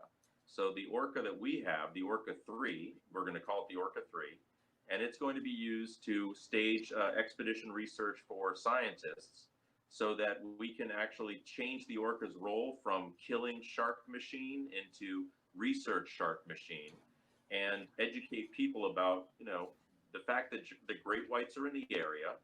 And if you want to be safe and you want to live in harmony with these creatures, there's some things you should know about them. Mm-hmm. For example, not going at dawn or dusk out in the water, and learning about their predatory behaviors against seals, and where you're likely to find them in the ocean, and all sorts of things. And I think that, there's a lot of kids on Martha's Vineyard who don't know any different, and are Cape Cod, and we fear that another person is going to be killed by a great white because they just didn't know that they shouldn't have been in the water at this time or something. So, and of course, we want people to enjoy the boat as, it's on Martha's Vineyard, it's in Amity.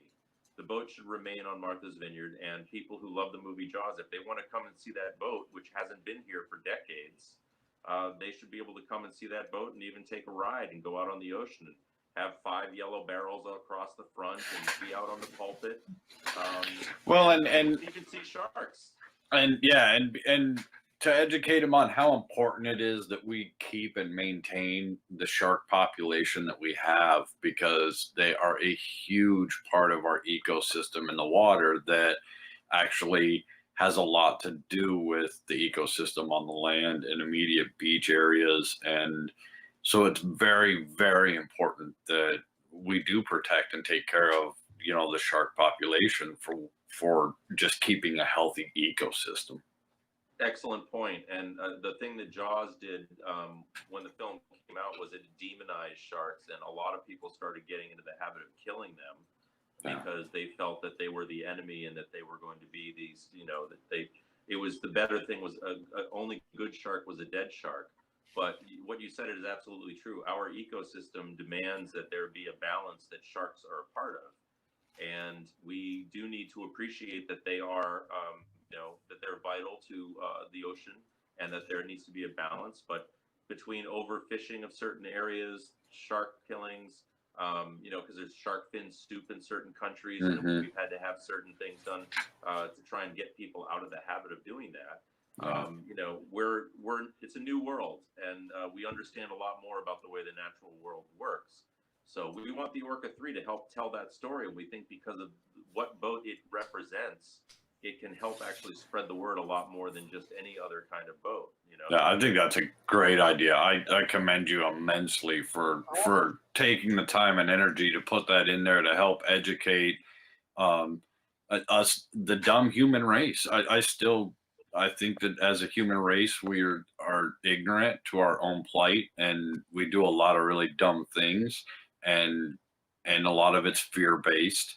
So I double kudos to you for doing something to try and help educate us onto a better way of our future.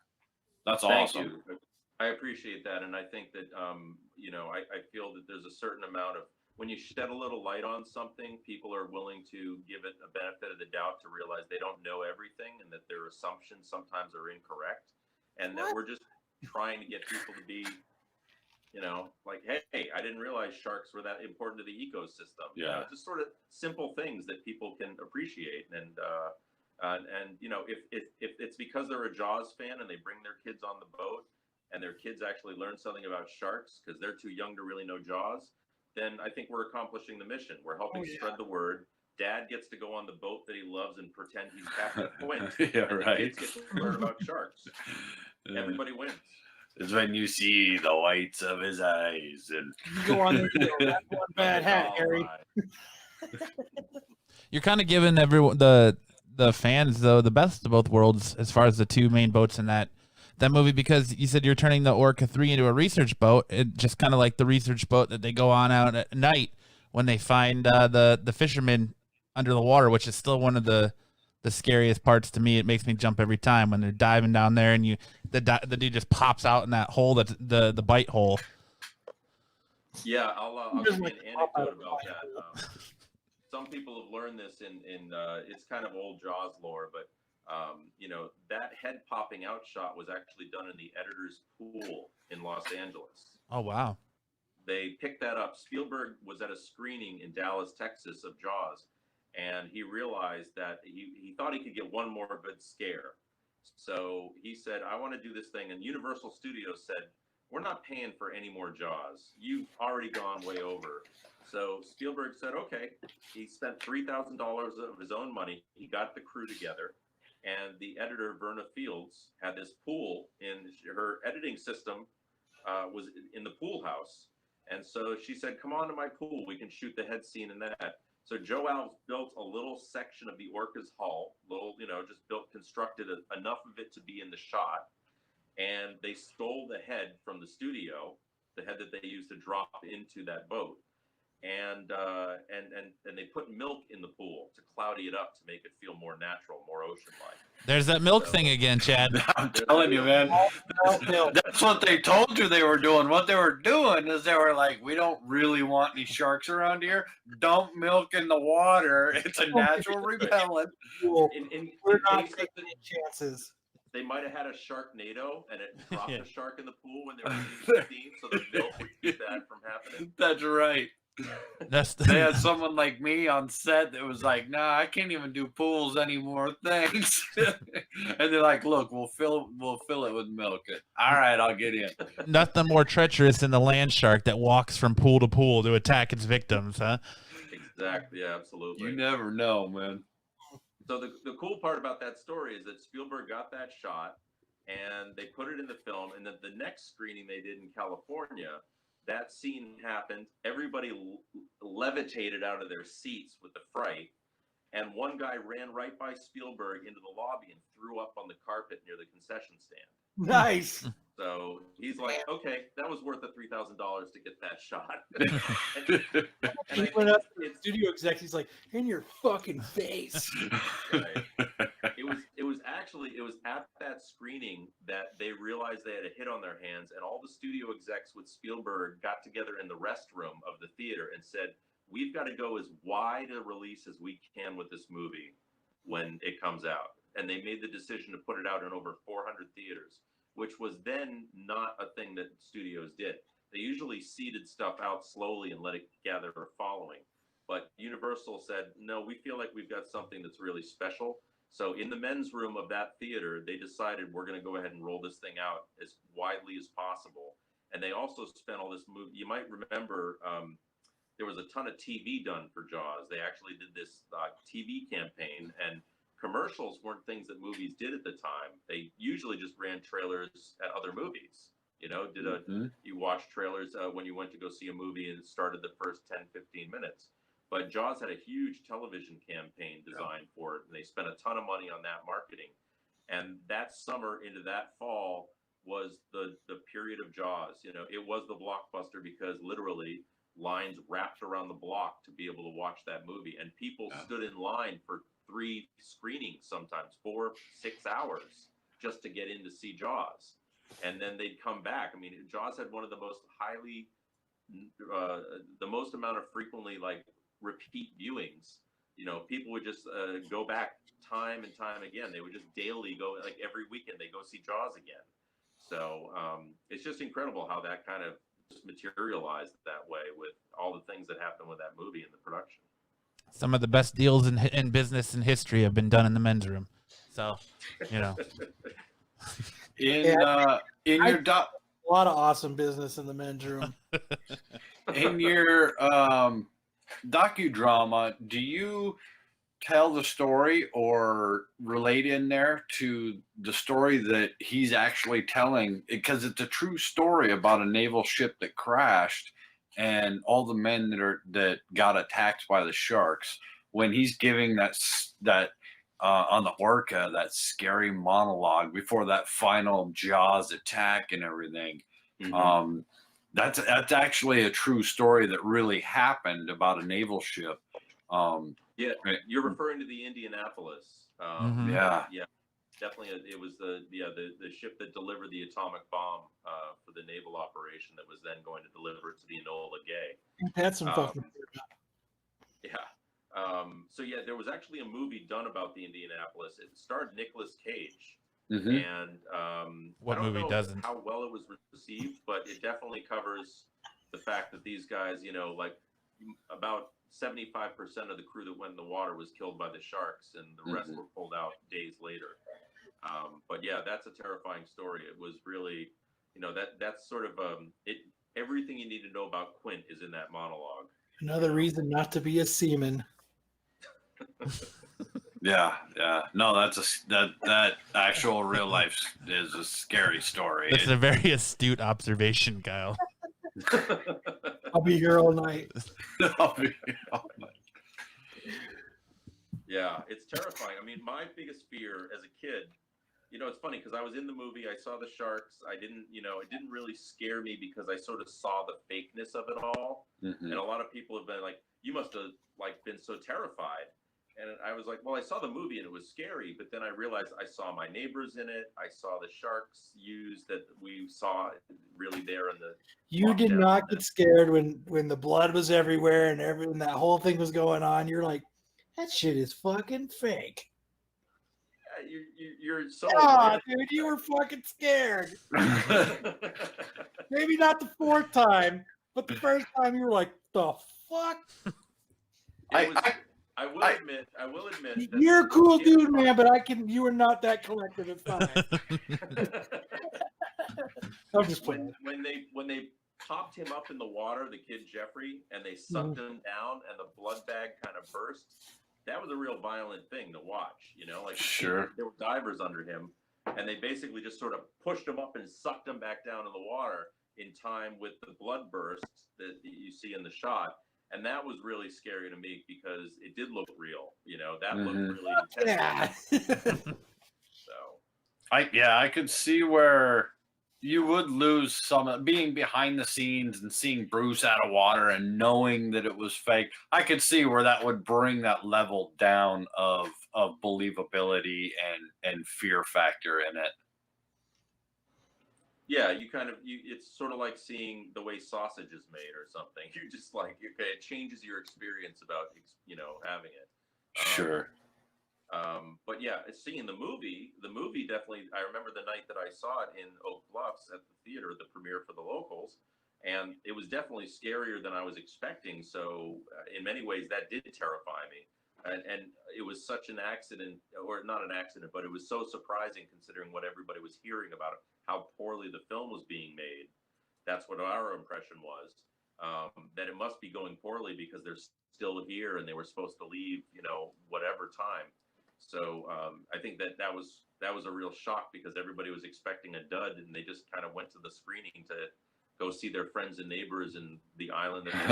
Right.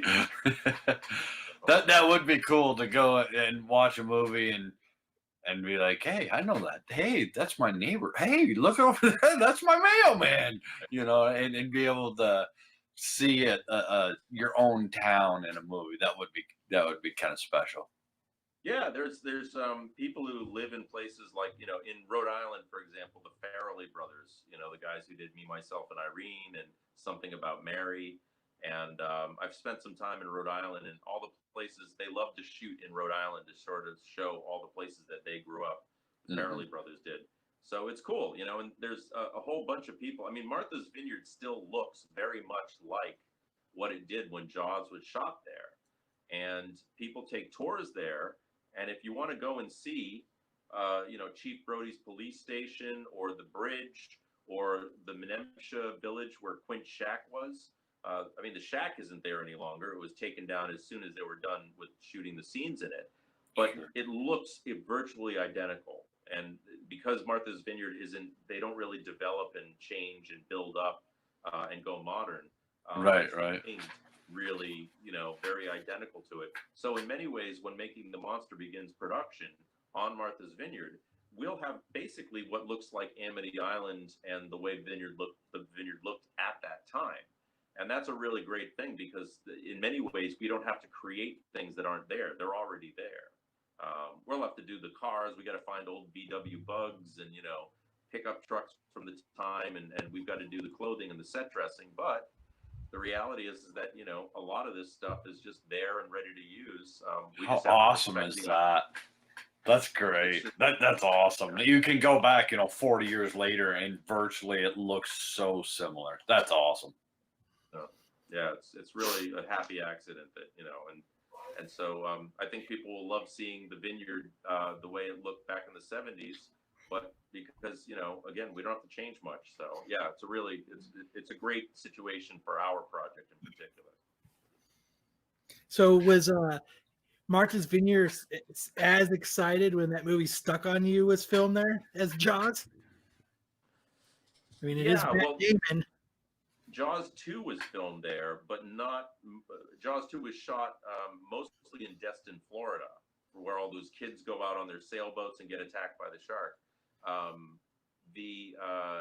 But Jaws was definitely an exciting thing for the island because of the money it brought in. But after Jaws was made and the word got out where it was shot, now people started to show up. And then we had presidents, the Clintons started to come to the vineyard. And then Obama came. Like, now the place is, if you want to get a house on the vineyard in July or August to like hold you and 3 other friends, you'll probably spend $5,000 on a week to get a place. And back in the 70s, it was, obviously adjusting for inflation, it's a lot less, but even then it was like not that expensive. And now, it's just a really exclusive place and very hard to find anything that's reasonably priced. So the island has definitely grown. And for a long time, I remember they didn't really embrace Jaws. In the 80s, it wasn't something that they thought it was a footnote. Now you go and all the shirts are being sold in the gift shops. And there are people doing Jaws tours on buses and taking you to all the locations. And it's and they did Jaws Fest, which was in 2005. They brought all these people, the Joe Alves and Susan Backlinney, and anybody who was alive who could come out to basically be part of this festival. And everybody turned up. And then they did it again in 2012.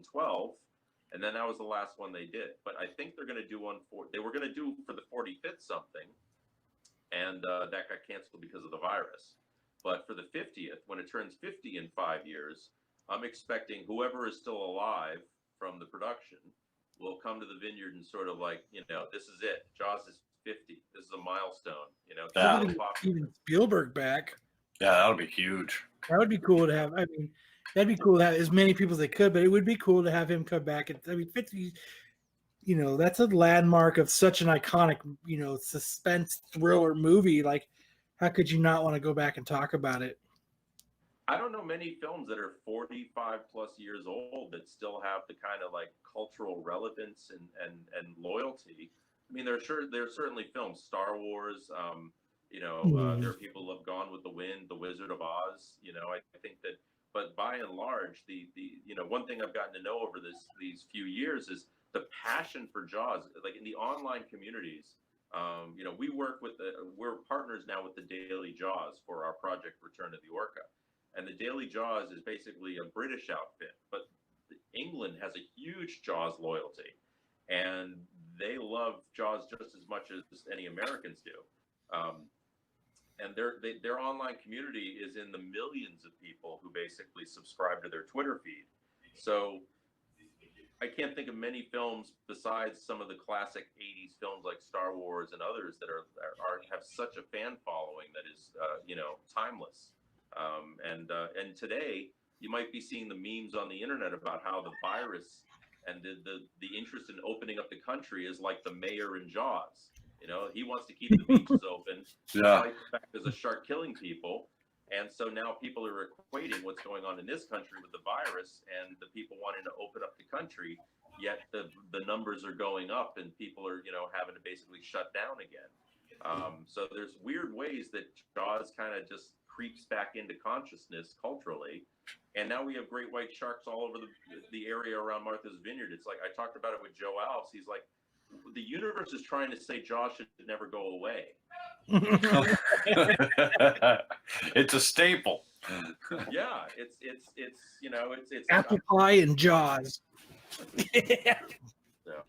I think it's great, and I think that it is a film. To me, it's funny. Somebody was saying it's not a horror film, and I agree. I think it's a lot of films. It's an adventure story. It's a story about an older guy coming of age. Like, he's afraid of the water. Chief Brody's afraid of the water, and he learns to tame that fear, and he grows as a character. He has to look out for people. So I think it's really interesting about some of the Are we interrupting you, Chad? No. Was that one of those cow things you turn upside down and it moves? It sounded like that. No, it's my ringtone. It's a Wookiee cry. Oh, that's hilarious. Yeah, it's funny. Star Wars came out 2 years after Jaws, and it showed in that same movie theater. And that's kind of like going from Jaws to Star Wars back in the 70s. That was the reason I got into entertainment in the first place. Because, I mean, that was the heyday, you know. And then there was Raiders of the Lost Ark and Alien, and it was just a great period in cinema. Jaws and Star Wars will always be linked because people think that Star Wars created the summer blockbuster, but Jaws was the very first summer blockbuster. And that kind of made Star Wars, you know, jump on that train. And then Star Wars went, not only are we going to be the summer blockbuster, we're going to do toys and all kinds of promotions. And basically he took that idea from what Spielberg was doing with Jaws. So very cool stuff. Absolutely, and I think Jaws primed audiences to go to movies in the summer. You know, and traditionally before '75, the summer was not a period of time that you kind of thought about releasing these big films. It was a period where you kind of like people were going to be on vacation. They didn't want to go to the theater. They were going to be doing outdoor stuff. So you kind of threw summer films something, you know, not the big popular stuff. It was in the winter when you released The Godfather or, you know, Rosemary's Baby or any of these huge cinema classics.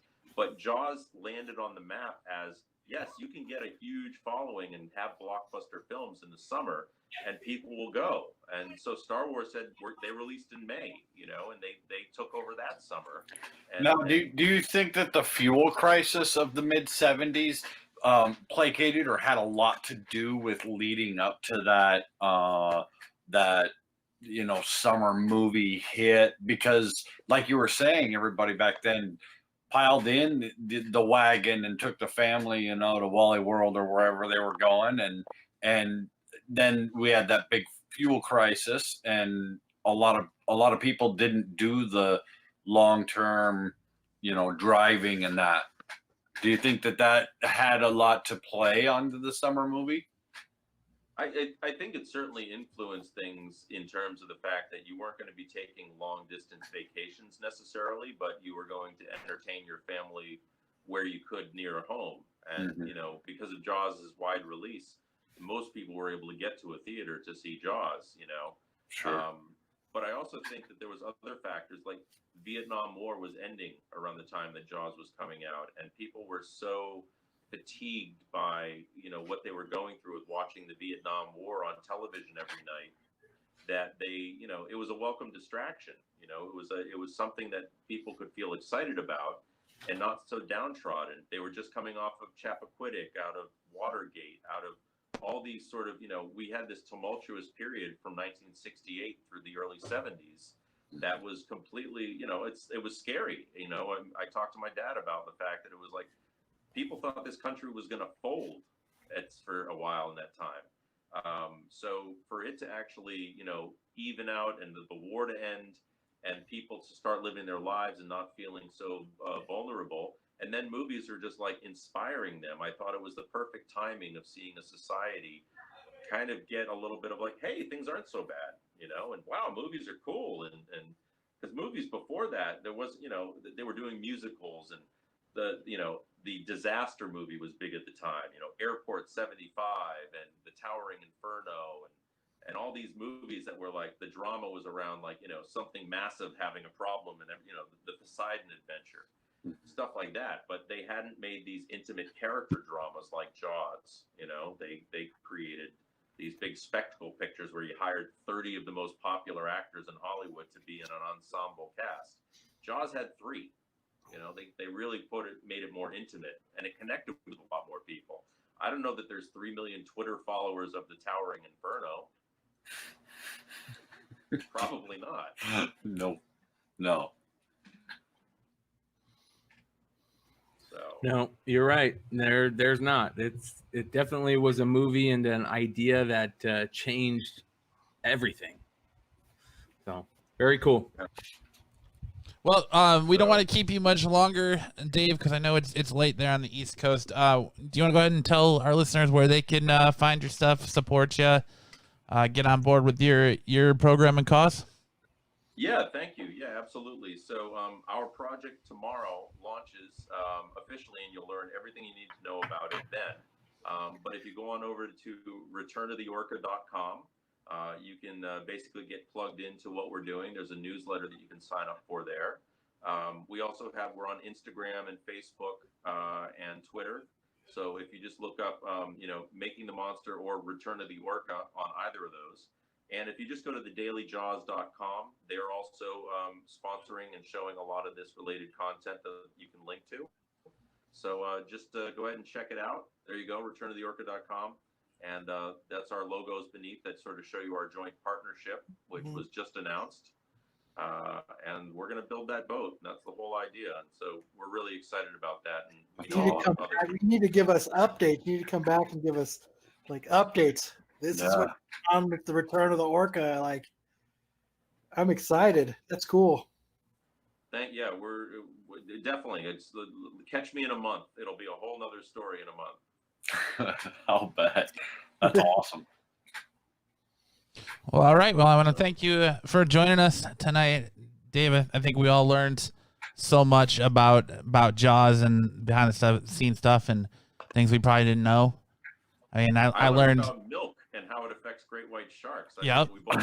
You and me both. That's awesome. I learned why they changed chainmail, why sharks and milk, and that the best business deals are done in the men's room. So, what more do you need, right? Exactly. These are the lessons in life you need more than others. So.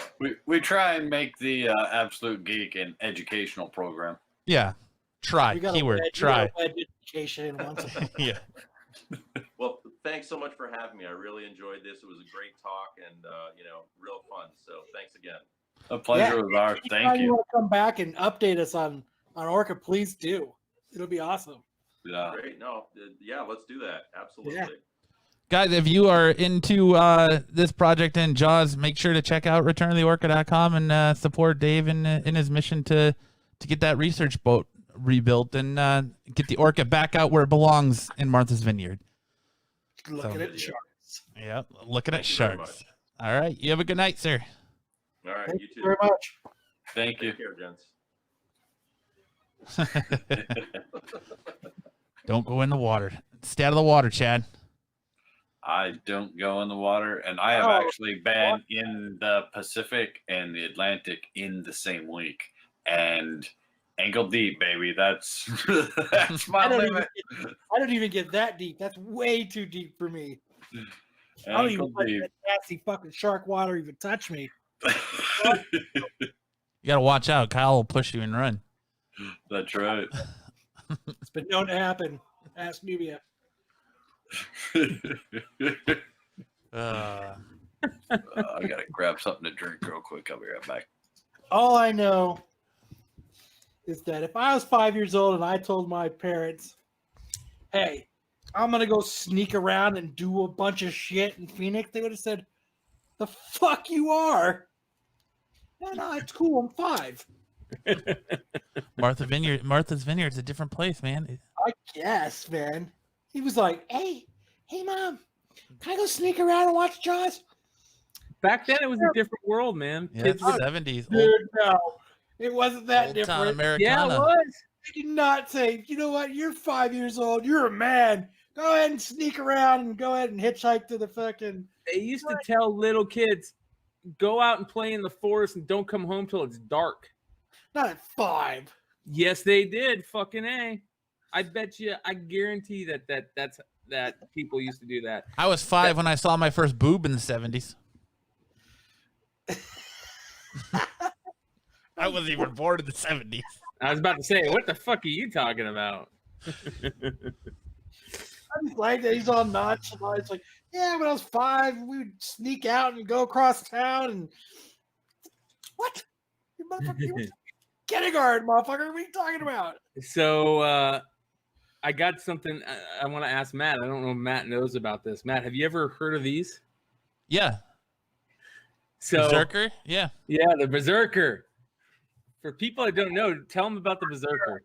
It's a weed strand that Kevin Smith and Caviar Gold came together on, and it was to help promote Jay and Silent Bob reboot.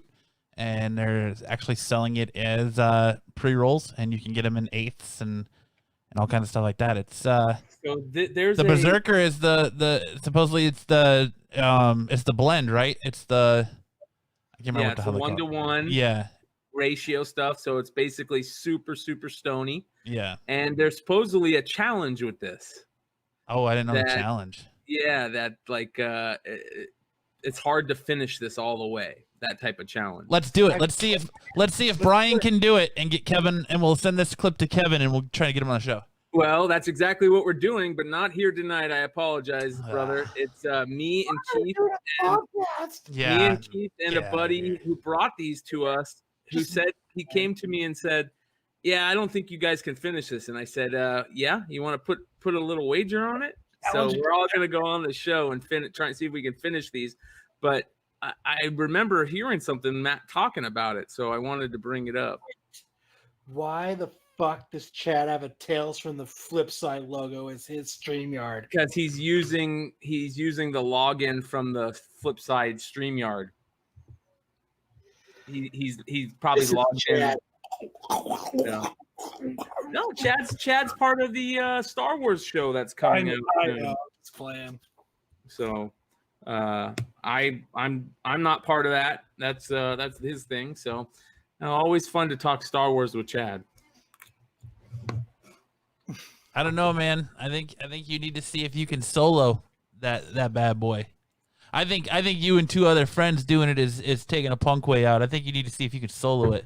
No, we've got 3 of them. We're all gonna smoke one. Yeah. Okay, yeah. Let's see if you can solo it. Yeah, fuck yeah. No, there's no puff pass. That's a solo. I smoke 3 blunts an episode. I don't think one joint's gonna phase me much. So I think you should actually try it here. And when you go on Sunday, you'd be like, "Sorry guys, I was triple dog dared. I had to." No, they're like $35 a pre-roll too. They're expensive. So yeah, Kevin just got to make that fucking squizzatch. Yep. Well, that and Caviar Gold has the reputation of being top-notch, top-shelf stuff. So there you go. I just want to see if Brian can do it. I want to see if he can do it on his own. I'll be honest. Halfway through that, he kept saying the orca, and I was like, "What the fuck is an orca?" It's a whale. It's a killer whale. Well, and then I got all the way to the end, and I was like, "Oh, he's talking about a boat." Yeah. Have you ever seen the movie Jaws? Yes, but no, not really.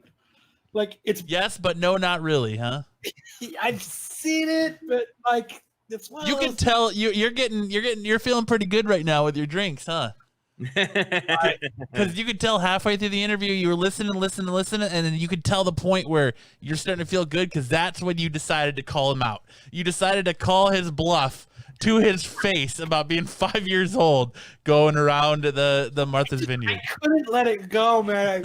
I kept thinking about it, and like I was just like, "What do you mean?" Like your parents were like, "All right, dude, go ahead and go to the beach at 5 by yourself." Later, like even in the 70s, you didn't say like go to the beach by yourself, brah. That didn't happen. That's not real. I don't know, man. I did a lot of stuff in the 70s and 80s that today you would not believe ever happened. Jeez, what were you like? What you were like? Yeah, how old were you in the 70s? Dad tries to pretend like he's 76, dude. Hold on. You're trying to tell me that you guys both, Kyle, you grew up in Arizona, right? Yes. Okay. So you're trying to tell me as a young kid, Kyle just put his own wife in timeout. Hold on, I'm trying to undo it. As a young kid, you didn't go out into the middle of the desert and fuck around in the middle of the Arizona desert. I remember being 6, 7 years old and bringing home rattlesnakes. No, I did not go to the desert at 5 years old. I lived next to Metro Center. I did not go to the desert at 5. Okay. All right. Well, I did. I remember going to the desert. My mom quit working. my mom quit working because me and my brother brought home a rattlesnake. Sure, little Brian. You and Chris can go play in the deserts. Yep. Thanks, Mom. No, they didn't let us. They didn't let us. I was a latchkey kid. I would wait for my brother to get out of kindergarten, and I would take him home with us. And then we would drop our book bags, get on our bikes with our two buddies, and we would go out in the desert and fuck around in the desert. We'd make jumps. We'd find rattlesnakes. We would, shoot. What? 5 years old. My brother was 5. I was 6 and 7. Or no, sorry, I was 7 and 8. So my brother was like 5 or 4. You went across town. Well, I lived at 51st Avenue in Bell, and at that time, the desert. So you walked across the street. Well, I walked like I would say about a mile. We rode our bikes about a mile. Back then, it wasn't like today. Back then, it was very, very different. Fuck, no parent lets their 5-year-old fucking kick rocks and fucking go fuck around, dude. No, it doesn't happen. I grew up and spent my summers on a farm in Chapel, Nebraska. We owned 6 acres. 6 sections. One section is like 248 acres. I had to walk almost 5 miles to get off our property. My grandpa and grandma were like, if you're in the field, pick up rocks because they're tearing up our discs. Go out. Go walk as far as you can and come back with a pocket full of rocks. I grew up, playing with arc welders with my uncle, learning how to arc weld at 7 and 8 years old. You guys It was a different world, man. It was a different time, different things. I guarantee if I told my parents, hey, I'm going to go walk to Metro Center at 5 years old, they were going to go like, right on, Kyle. Peace. Yeah, but you weren't born in you were born in the 80s, weren't you? Yeah. Different time. Fort Collins, Colorado, first time I ever saw Metallica, Master of Puppets. They were at Rocky Mountain Capes and Records downtown, and I was outside, and I couldn't have been more than, 7, 8 years old. Look, in the 70s, Chad used to walk 5 miles to school uphill both ways, collecting rocks to come home and get a butterscotch from his grandpa for every rocks he collected. That's right. Actually, I got a butterscotch and a squirt. Ooh. That's where my addiction to squirt first started, was with my grandparents, because they kept it in the liquor cabinet because that's what they mixed their drinks with. So when I wanted a soda, I got a squirt, and that's all they had. Or a Schweppes. I don't want to fucking see you till 8 o'clock tonight. Get the fuck out of here. And if he was an extra special boy, he got to go for a nice malt at the malt shop. A malt? No. I also got yes, you did. A lot of cool stuff to learn too. I was driving by the time that I was 10. I was driving grain trucks and tractors and riding 3-wheelers. I grew up on a 3-wheeler. Camping with my pops and his friends and my uncle and stuff. And at 7 and 8, yes, I was driving back to camp because they were hunting. You know what I mean? Yeah. Like, I get that, but like, I never said, "Hey, Ma, I'm gonna go pick up some chicks at fucking Metro. I'll be back. Peace." Yeah, but you lived in a metropolitan city like Phoenix. You didn't grow up So did in Brian. the Midwest. Like, that's what I did at 5 and 6 years old, running around the woods, snowmobiling, playing with knives, hunting with my dad. That's the kind of stuff you did in the small town. And I didn't come home till the streetlights were on. You tell your parents, I'm going to the movie theater. 5 years old, you were fucking gone. No, not hitchhiking, not that to that extent. No, you were just gone. Like your dad was like, "Matt, you're 5. Get the fuck out of here. I don't want to see you. Get the fuck. You're home from preschool, motherfucker. It is 1 p.m. I will see you at 7. I don't want to fucking see you in this yard." And you were just out, just doing whatever you wanted. So my backyard we had a backyard, and it was a little chicken wire fence, and then beyond it was woods, and there was like a junk pile back there from an old barn that had fallen down and stuff like that. I would go out of the backyard and play in the woods back there, and they didn't have a problem with it. You got to remember, that was the time when you come home when the street lights are on. you knew where your friends were because everybody's bike was outside. You know, it was the 70s were a very different time, and then they didn't know about stranger danger then. How much? So in 70, what is when you used to go out into the woods? No, I'm not in the 70s. I'm saying, but as a kid, I did because I grew up in a small town where everybody knew everyone. So it's different than growing up in Phoenix. I couldn't get in trouble that time. You were a sheltered child, Kyle. Your parents were like, we have to watch this one. He's going to create all kinds of trouble and ruckus, and we're going to get the shit suit out of us.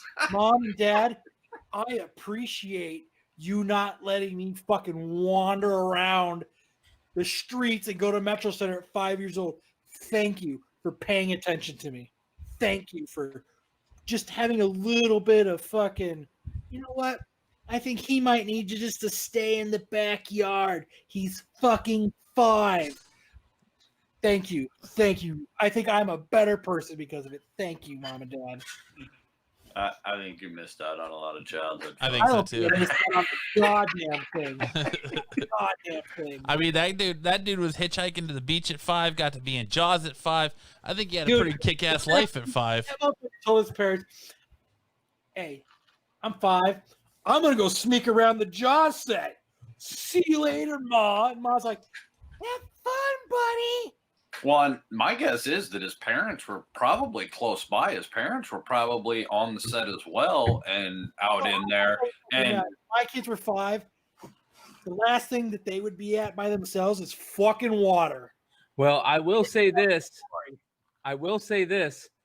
If David, if you're still watching, we do love you. We want you back on the show. We do. I'm just messing around, and I personally just can't wrap my head around it.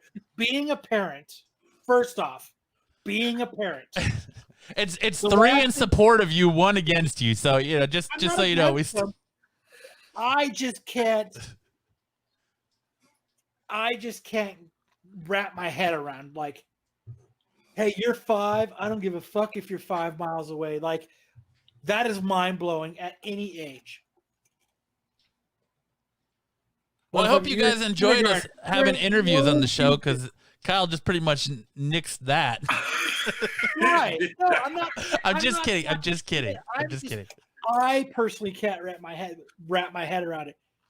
And I guarantee he did not let his kids go fucking tramping around. So, Dafne Keen, X23, what's going on with that? Whatever. Good segue. Great transition. Yes, good Sagoo. I have not heard Sagoo into another 5-year-old running through the woods on her own, unsupervised. Yeah, I heard just a snippet of that, and I have no details. But fill me in. What did we hear? What's the new news drop? When she was 5. In Martha's Vineyard. She was in a lab up in Canada, and they were adding adamantium to her. That's why you don't wander away at 5, kids. She basically said in an interview that she would be totally open to coming and playing the character for the MCU. She should. So she's perfect. I think she should, instead of bringing back Wolverine, have X-23 do that role. Well, I think you bring back Wolverine, but Wolverine's too old, or he doesn't want to do it anymore. Or, you play that role. Hugh Jackman's too big of a fan favorite not to try and utilize somehow. I think Zach. Well, how do you think that's going to pan out, though? I mean, they're going to have to find somebody new. Hugh Jackman's, I feel like, kind of done. You put some respect on his name. You put some respect on his name. It's huge, jacked man. All right, you put some respect on the name. They're going to have to recast. I mean, and they should go younger. It would be awesome. We've talked about this many times. It would be awesome to have Harry Potter playing Wolverine. I mean, it would be awesome. I can get... Expelly snicked. Expelly snickers. Oh, shit, wrong movie. I'm drunk like I was on Harry Potter. Expelly snicked. That's great.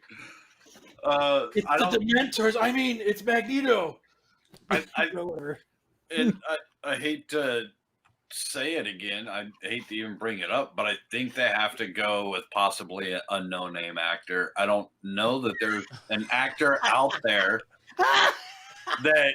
Now Wolverine is somebody that could go on their own at 5. I get it.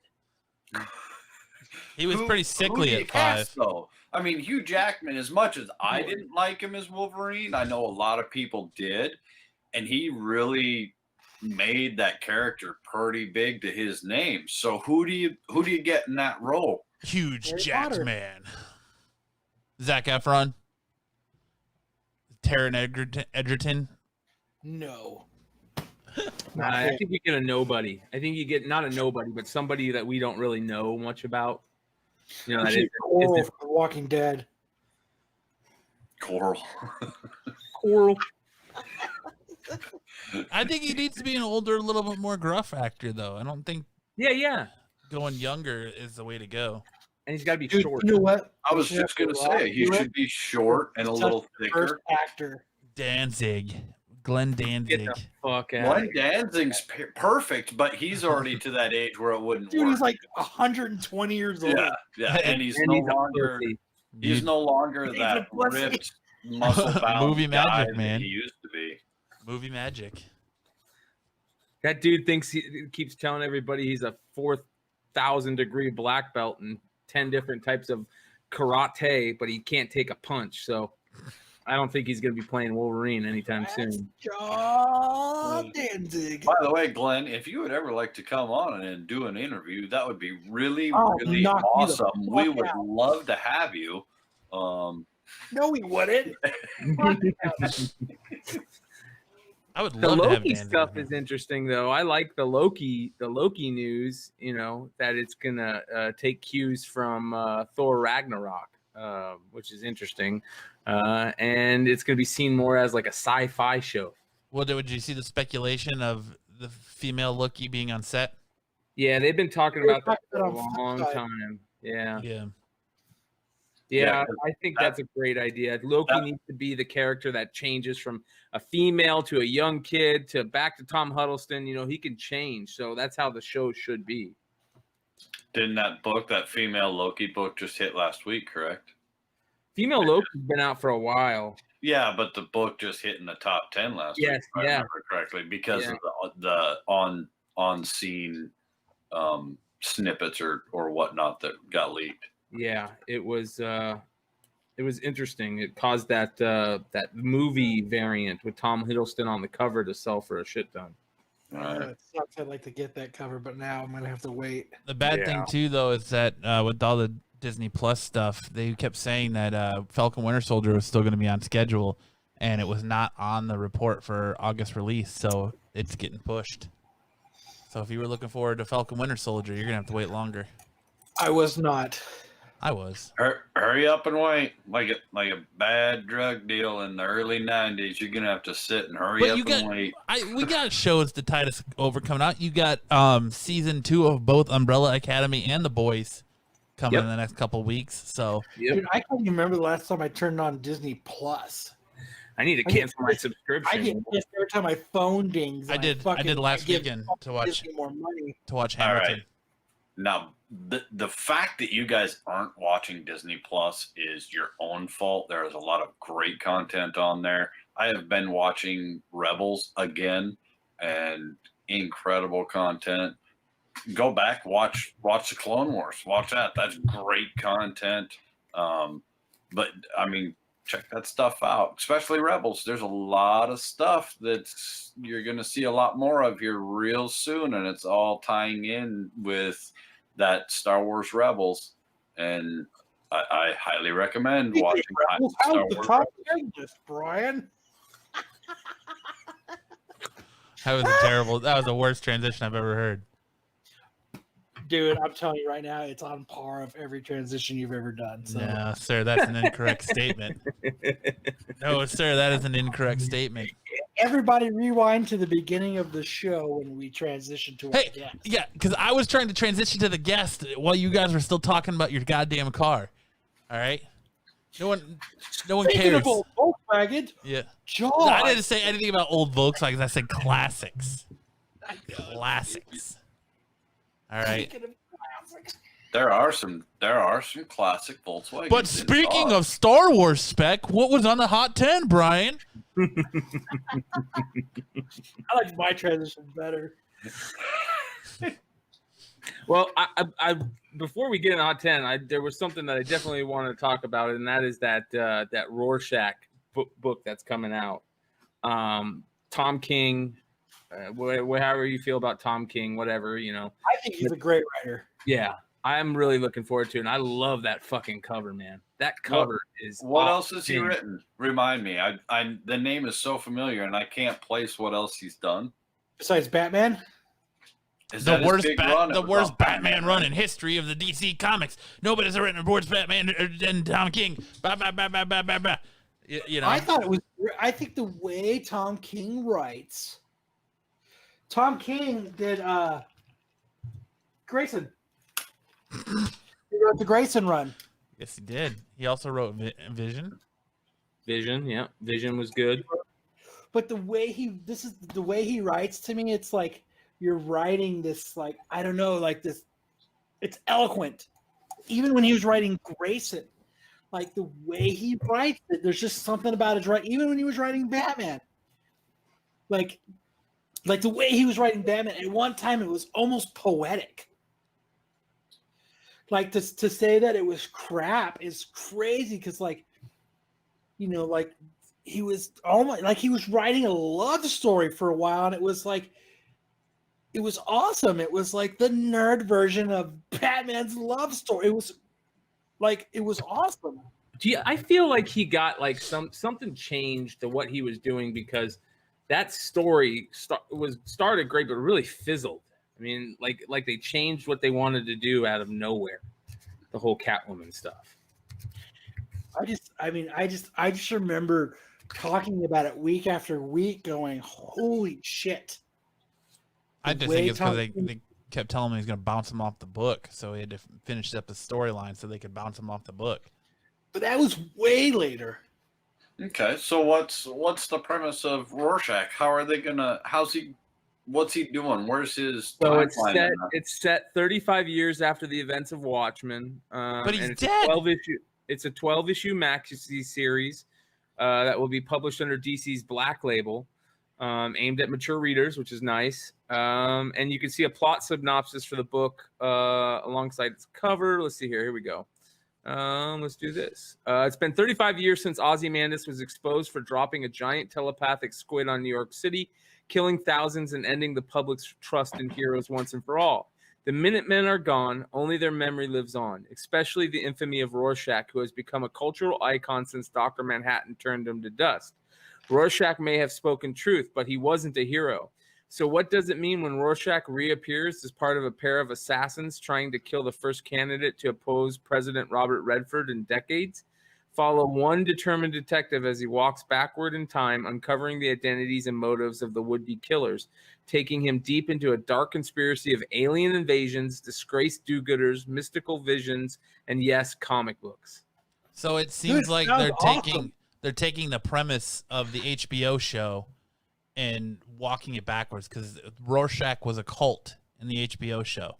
They say that right here. It says, in the press release for the book, King said, quote, like the HBO Watchmen show and very much like the original 86 Watchmen, this is very political. It's an angry work. We're so angry all the time now, we have to do something with that anger. It's called Rorschach, not because of the character Rorschach, but because of what you see in the character tells you more about yourself than about them. Who better than an ex-CIA agent to write about that kind of shit? You know, let him go. I always loved Rorschach, so I'm always game for them to do anything with him. I think he's a fantabulous character that they've underdeveloped and not done nearly enough with. So I'm excited. They do it that way, I'm on board. It sounds badass, like Kyle said. But I think King writing 12 issues, I think it's going to be badass. I'm just glad they're not bringing the actual Rorschach back. So, well, you never know. It might be some crazy Dr. Manhattan thing. Dr. Manhattan can do anything, right? Yeah, but DC can't get Dr. Manhattan right. They keep screwing him up. Well, they're trying. You know, you've got It's the people who look try at that- Dr. Manhattan like he's, him and Superman are the same dude. No way. He's way more powerful than Superman. It's just Yeah. they haven't done him right since, like, before Watchmen wasn't very good. Some stories in it were all right, but others weren't very good. I'm just skeptical of it. But the synopsis sounds dope. As long as they're not bringing Rorschach back to life and you're looking at his life and his legacy through a different pair of eyes, I'm all for that. It's Yeah. Brian rolling blunts. Is it? Sorry about that. Yeah, that was my weed grinder. Might be time to get a new one. No, it's too full of keef. Too full of keef. I'm just playing. He sprinkles that shit maybe- on his Captain Crunch in the morning. Yes, sir. Fuck sugar. Maybe you're unaware of this thing called hemp oil that you can rub on the inside of there to take away that squeak. I got some fucking WD-40. I need WD-40 for my chair. That's another something I need to get. I need to get a nice new chair, man, a new gaming chair, because fucking World of Warcraft has got me locked in. I told you not to dive down that damn rabbit hole, dude. It's going to suck you in. Say no to the rabbit hole of the Warcraft. No, I like it. I don't play it very much. I play maybe like a couple hours every couple days. So let me ask you It's hard to this get into. to lead into the hot 10 after this. But what do you think of the speculation of the Russo brothers wanting to do a Secret Wars movie, and them saying that their Secret Wars movie would be way more badass than Endgame ever was? I It's gonna think do the that market. the Beyonders is a hot book for a reason, and it's going to get even hotter. Because they said they want to do it, and that they would make it the biggest crossover event in cinematic history, and it would be 10 times more badass than Endgame ever was. I think there's huge That's a potential. bold statement that I think that they can do. It's a bold statement they should have not said that yet. But Secret Wars is awesome. And it's something that can be epic, but that's a lot of that's giving us comic nerds a lot of expectation. And when you give us comic nerds a lot of expectation, you know what happens? You get crucified. We get mad, and when we get mad, we shit on you. Yep. What they should have done is said, like, they should have waited. They should have fucking kept that under lip, kept it under wrap, did what they know how to do, and then busted it out like right before the movie comes out. Well, and I wonder if they're not trying to build hype around it and with their names just to actually get the studio on board. You know what I mean? Because nowadays it's getting to that point, especially with COVID and all the shutdown and everything. If you can't get the studio behind you, and so they pump it out into the nerddom of the universe, and all the nerds go, "Man, that's what I want to see," and then they get behind you. You know what I mean? Because there's actually a calling for it.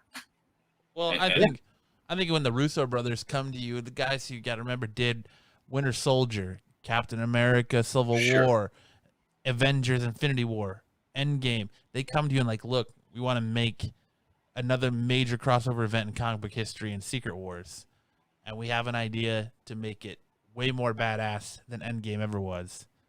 Mm-hmm. Disney's gonna be like, take this check and go. Tell me Yeah. more. Yeah, we're all ears. Tell me more. They're all gonna put on their Mickey ears and go, oh, tell me more. How are they going to do that? Oh, tell me more. Yep. They're all gonna put on their Mickey ears and they're gonna be fucking ready to hear, ready to listen. Hey, kids.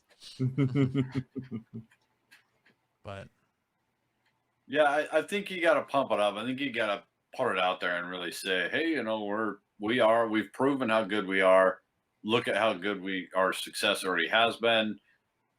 Get behind us and help us make this great, and then you better deliver, boy, because like Kyle was saying, you come out and you get something wrong and they are going to slay you. Yeah, they should. And what else are you going to do, though? I literally at the shop Thursday, a gentleman came in and we were talking about this very subject. What else are you going to do to top end game? You've got, in my mind, you've got two choices. You've got, Secret Wars. You have AVX, Avengers versus X-Men, and I don't know that they're ready to jump onto an AVX story or. That'd be so badass. It would be badass, but I don't see how that's gonna fit in yet. I just don't think they have enough tie-ins. Well, if they bring in the X-Men, they could do AVX. They couldn't do it like it was in the comics with the Phoenix Force and all that shit. Sure. But they could do Avengers versus X-Men because the X-Men will be this new mutant class that everybody's worried about, and I think that would be a great way to bring in the X-Men into the MCU universe. Yeah. I think they have to have a little more they have to precede it a little bit more. They have to maybe warm up the audience a little bit more with the X-Men. Now, I only say that because how bad Sony has done with the X-Men. Everyone's very, very leery. Or I'm sorry. Yes, thank you. Fox with their just absolute. Oh my God! Does anybody like those movies? Has that? I do. I like Age of Apocalypse. I like X2 is the only one I like. I like Days of Future Past the most. That one was okay. I love First Class. I don't like the ones with the old school one. I don't like the X2 or X, the first ones. I don't like those. You don't like X2? X2 is like the best X-Men movie ever made. No, I don't like any of them, man. See, for me, I'd rather. Now I'm gonna catch hell for this. Are you ready? This is gonna drop like an atomic bomb. I would rather go watch Green Lantern than any of the X-Men movies. Damn. Yeah. I was very disappointed in all of them. I mean, X1 gave you such great lines. Like, have you ever seen a toad get struck by lightning? Or, the great line of, what would you prefer, yellow spandex? You got some great ones there. That is a pretty classic line. But I mean, and there's don't get me wrong, they have good and bad in all of them, and there's some great one-liners. But I just was very disappointed from the get-go. And Days of Future Past wasn't too bad. I can watch that one. I love that one. But you look at like the Apocalypse one, and they just fucked up with how Apocalypse looked in that one. They did that shitty. You've got a supporter in your statement in Michael Stout, Chad. That's because Michael is a hip dude. Like, that guy's on point. He knows. He is smart. He's like a solid 9 in the universe right now. He's a solid 9. He's smart, good looking. He knows good movies, good content. That's why Michael is in there. I don't know. I still stand by the fact the X-Men movies are good movies, but they're terrible X-Men movies. They're not good X-Men movies at all, but they're watchable movies. I mean, they're good X-Men movies, but they're not good comic-based X-Men movies. That's a very valid statement. Very valid. They're not bad X-Men movies. They're good movies. It's an X-Men movie, so they're good. They're just not. You want more comic accuracy, and that's not what you get from the X-Men movies. It's not what you get from movies, period. It's not what you get from. You don't get that from movies based off of books, except for Clockwork Orange. It's like one of the very few books that the movie went like word for word. Well, Watchmen's movie pretty much went panel for panel until the end, where they changed the squid for an atomic bomb. But Fear and Loathing in Las Vegas. That movie is almost word for word with the book. In fact, if you open the book, one of wow, brain fart. It just left. Hunter S. Thompson, the picture of the guy standing on the side of the road in the Mickey Mouse shirt, waiting for them to drive by when he's hitchhiking. Tobey Maguire, yeah. That picture looks exactly like the Statment, drawing in the book. There's some It's that do it, but there's amazing. not many. Like I'm sorry, No. say that again. I said, there are some movies that do follow close, but not many. Yeah, Very no, few. they're very few. Everything else is kind of like they took an idea and they made a movie about it. Sure, but Like I mean, Misery, for example, that was way off. look at all those Avengers and Iron Man and you know all that whole 22 movie series, Thor's and all that. They're not exactly like the books, but they're still really good. They're really enjoyable. They take elements that we're used to and that we know, and it's just like even like The Walking Dead. They do the same thing. They take meat and potatoes. They take things so that that's from the comic, but they build something around it. All of them do that. It's just how you can't fit story arcs into a 2-hour movie. It's just not real. But the Avengers stuff is still enjoyable, whereas I just feel like the X-Men's just really dropped the Not like ball. comics, I didn't like Avengers. Avengers was also a 4-hour movie times 2, right? So Kyle's right, where it's hard to do a storyline in movies. That's why they need to do most of the shit like Marvel did with their, Netflix stuff. That's why that stuff is so good. But then you get an atrocity like Dark Phoenix, the last X-Men Dark Phoenix movie that just came out. That was just bad writing. It was bad everything. Bad acting, bad writing, bad direction. It was just terrible all the way around. I like James McAvoy. I think James McAvoy I think is he's great as Professor X. But also. how cool would that be if they did like a Days of Future Past, but they did it as a mini series? Then they could follow it. Yeah. But they can't cram that. They can't cram that and make it good in a 2-hour movie. They're gonna have, and they have to make it in a way that we've talked about this a million times. This is regurgitated bullshit. Christine brought up a great point. Lord of the Rings, crappy books. I can't read them. I've tried 3, 4 times, 5 times to read those. I can't get through them. The movies, excellent. I think the opposite. I enjoyed the books, and the movies are long as fuck, and you're just like, fuck. You got Yeah, it. Return of the King, especially. Reading the books, man, I would burn through them, and like The Hobbit, I would read it, and then I fucking started it from page 1 again. Yeah, Like The Hobbit's a great book. The Lord of the Rings, I can't get through. The Hobbit, the movie The Hobbit sucks. It was so terrible. But even the Lord of the Rings, the books are phenomenal. I loved reading the books when I was younger. I can't. And when I went to watch, like, I even went to I even dragged Nubia with me to the theater to watch these, and I was like, holy fuck, this is long and boring. And I remember the books just being like, I never wanted to put the book down as I was reading it.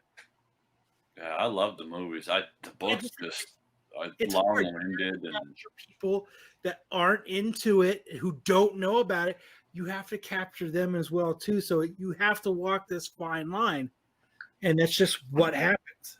sure. Well, and everyone has their own opinion. I mean, everyone likes some stuff better than others. I mean, nothing's ever going to be Ben Affleck Daredevil. We're never going to see that greatness. We can't even finish it without laughing. Hey, man, that movie's a guilty pleasure. I tried. Oh, that was terrible. I mean, you I got tried close to enough sell in, it. I couldn't in do Nicolas Cage Ghost Rider. Yeah, right? Yeah. But I mean, how many times have you read a book and they went to see the movie and I just don't like the book? It's just the way it is. Sure. Well, and I thought that they did okay with Harry Potter. I mean, they left out a lot of key stuff and it made the movies not anywhere as good, but they were okay. They were pretty good. The Harry Potter movies were awesome, but the books are way better. Yeah, the books absolutely destroy it. And it's just, they did, and it's the same thing. They did a lot of stuff different, but they did a lot of stuff the same. Sure. You know what I mean? Same thing. They have this huge book and they've only got X amount of time to explain it. And they still got to keep They still got to keep people who didn't read the books involved in it. And it's just the way. Same thing with comic book movies. But speaking of a limited amount of time to describe that stuff, how's that top 10? Nice transition. That's the number 3 attempt to get to the hot 10 today. All right. Chad just wants to see it because he hasn't watched it yet. And usually when he's watching us, he flips over to watch the hot 10. Now he's I do dual it. screens. I use my iPad and my laptop. Yeah, and I listen to you guys and I watch it on the side. You can't leave to go watch the hot 10. All right. So the first holding Volkswagen, I would be fucking buying all of these fucking old covers like this in these old books. So I had to shout out to Lucille because I'd be spending a fucking fortune on these old books. Well, this is gonna blow you away. This book right here, right? So, Ghost Comics number 6, an 8.0. Or well, let's put it this way: Overstreet Price Guide has an 8.0 listed at $621. That's how much they say an 8.0 raw, whatever. And an 8.5 copy sold 8 years ago for $1,500, right? It's got the bondage, the horror, the crypt creeper like dude, the dress.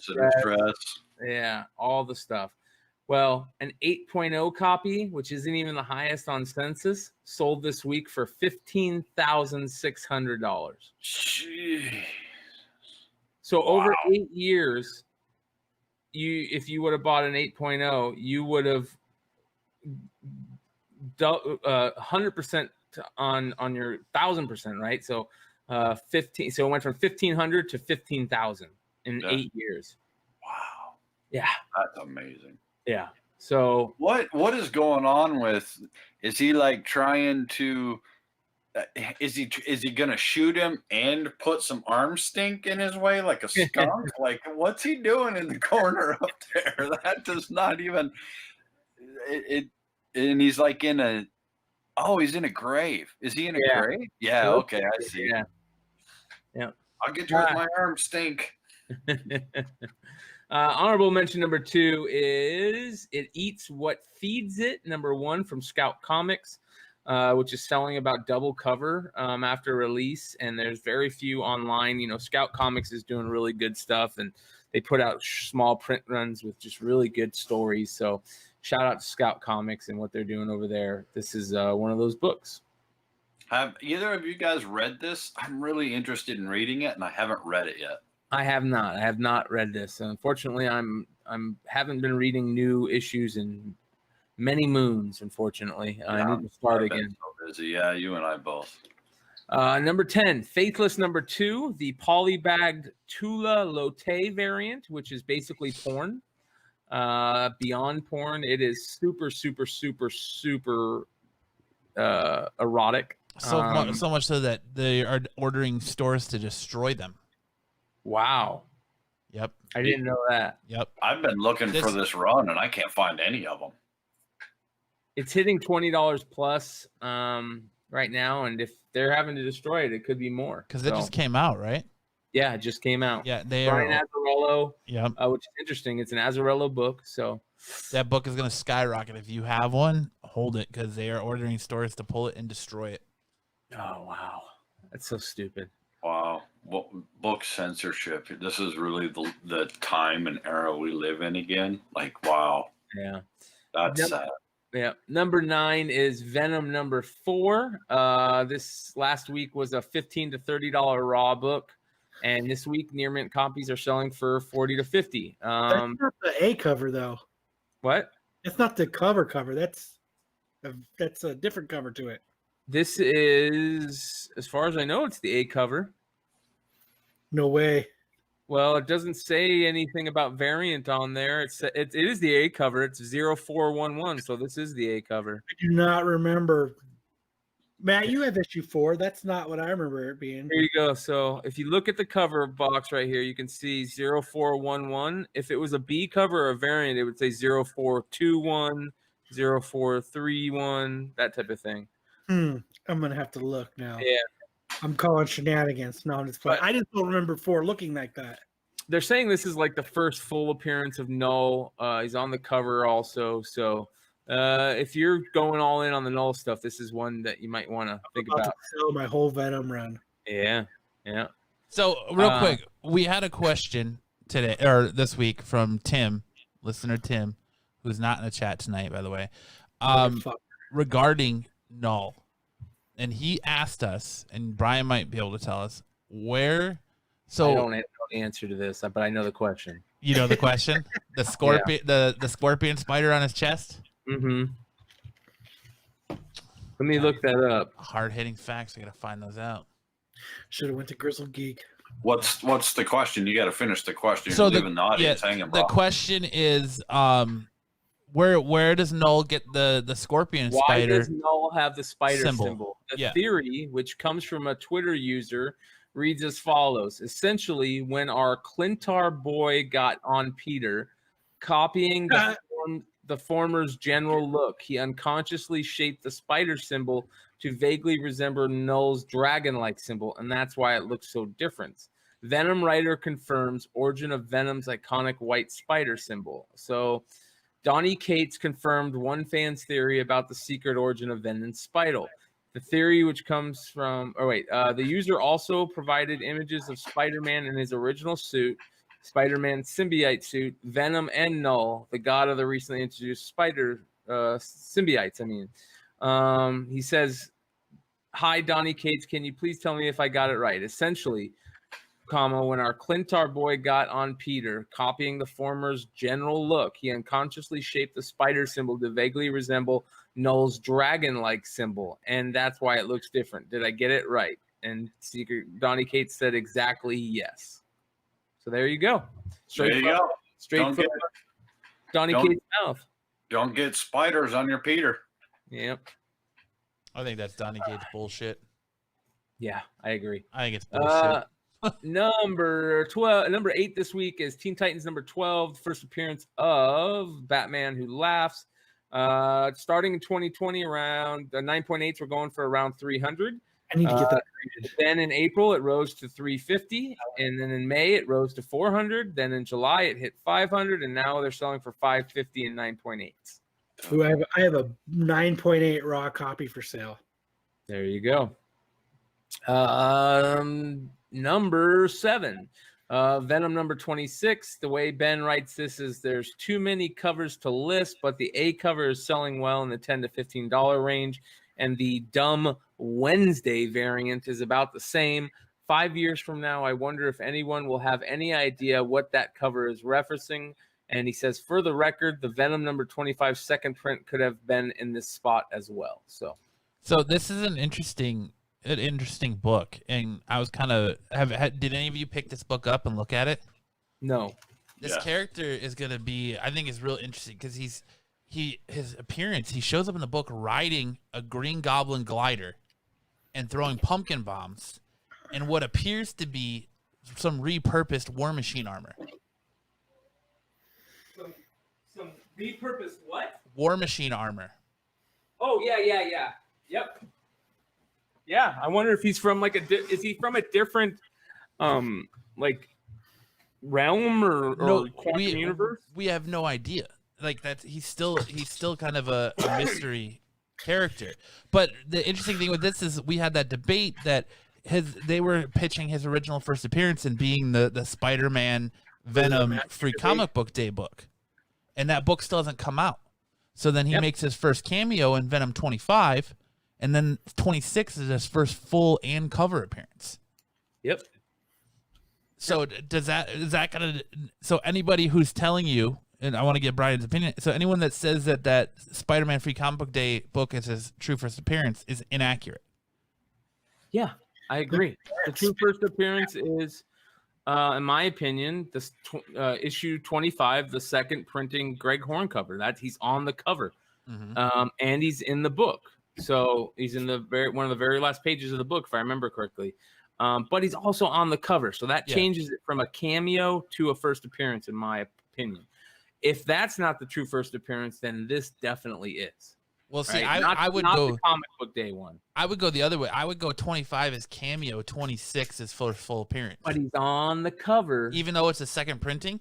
Yeah, look at the remember when they did the Red Goblin or whatever, and they had one of the store variants for that issue where he was the quote unquote cameo has him on the cover. That's considered his first full appearance because he's on the cover for that store variant. So again, market always decides.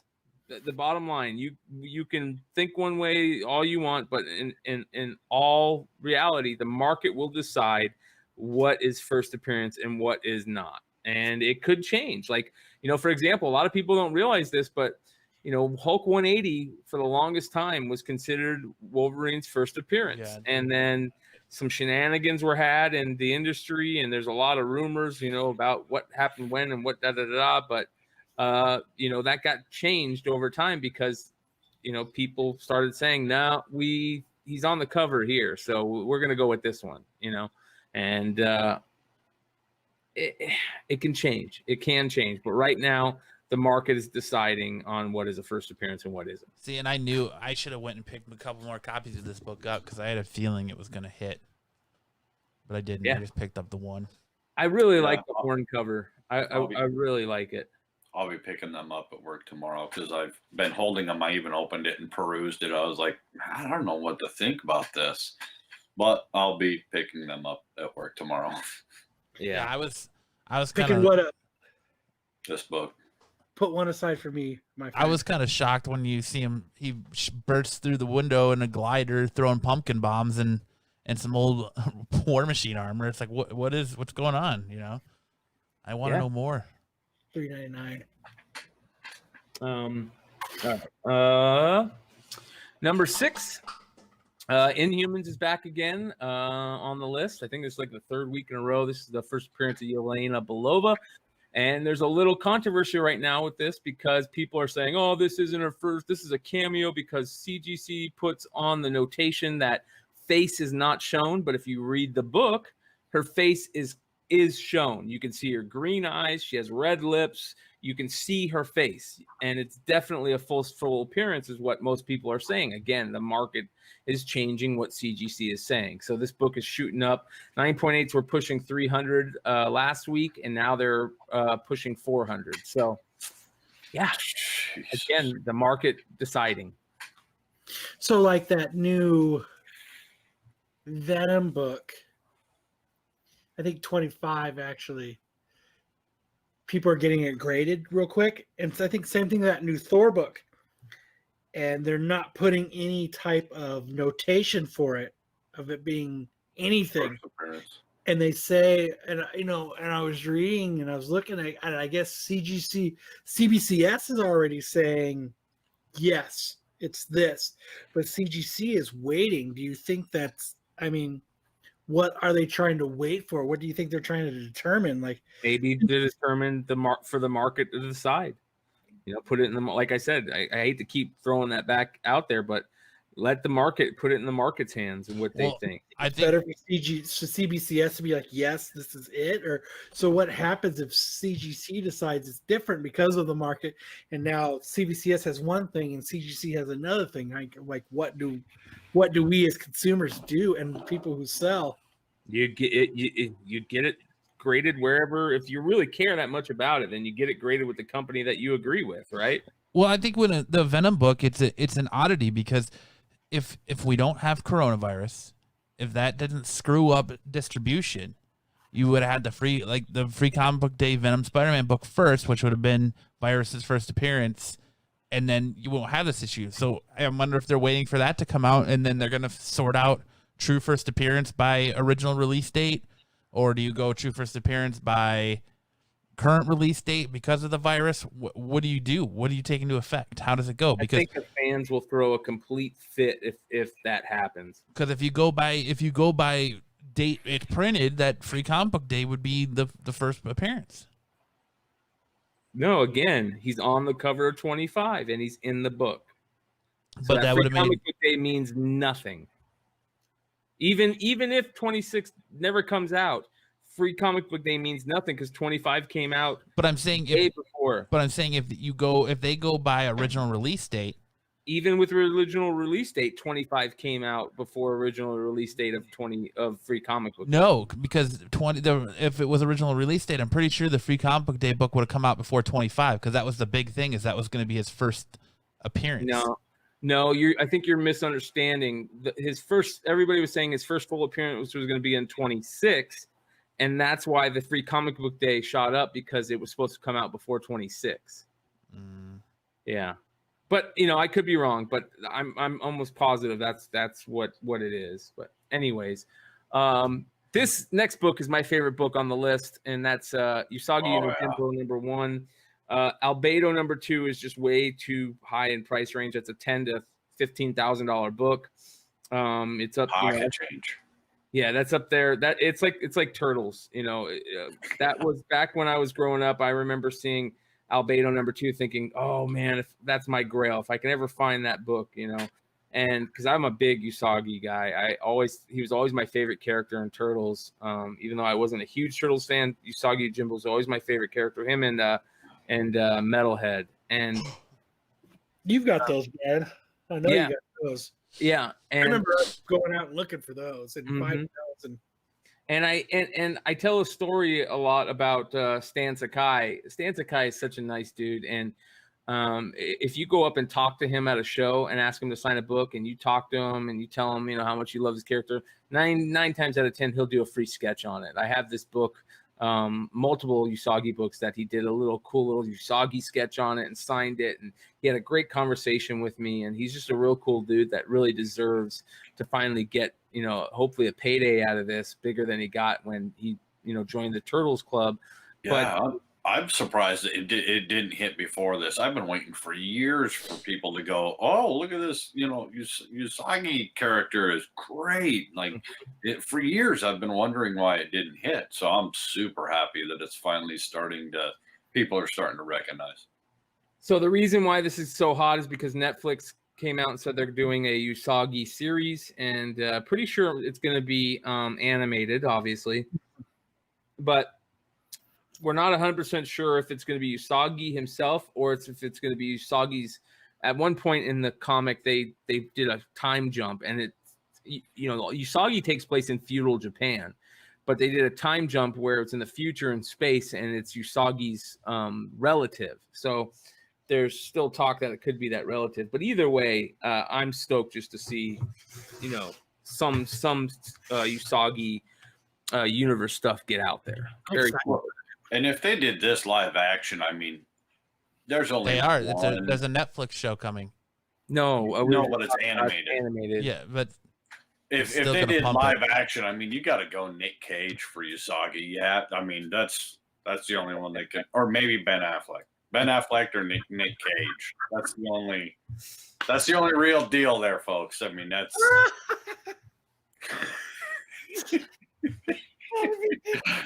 Who else? Usagi Cage. You heard it here, first, folks. That's it. It should be Jet Li. Chow Yun Fat or let's see. Chow Yun, fuck you too. Who else? Ken Watanabe. So this is a tough book for the rated if they're doing live action. Super hard book to find and high grade too. Old book, Fantagraphics, an independent publisher. I believe most of them are black and white. It's a really cool book. Number 4, here we go. Last Ronin, more Turtles talk. This has anybody come seen out this yet? book yet? I haven't. Hasn't come out yet. Kicked me in the balls. It doesn't come out till the one September. cover I didn't get. Are you sure that it hasn't come out yet? Because maybe it's just pre-selling. Because Ben writes $35 to $50. Wow, I did not expect to see this sell for this much money this week. Yeah, it's pre-sales. So let's look it up. Oh, this is the ash can. This is the ash can. The ash yes. Can. Yeah. So this is the ash can, and the ash can is what's selling for $35 to $40. I say because the books that we all pre-ordered, $45. The book we all pre-ordered is the number 1. Yeah, it says here. There you go. I'll share. And they were offering this cover with all of that. But yeah, there. So, and it's a bigger book if I'm correct. But here you go, $75, $30. You can buy them. People, the cover of the fucking Turtles Last Ronin that I saw, man. I wish I got on the pre-sale and the pre-order of that one. Fuck, this one? It's no.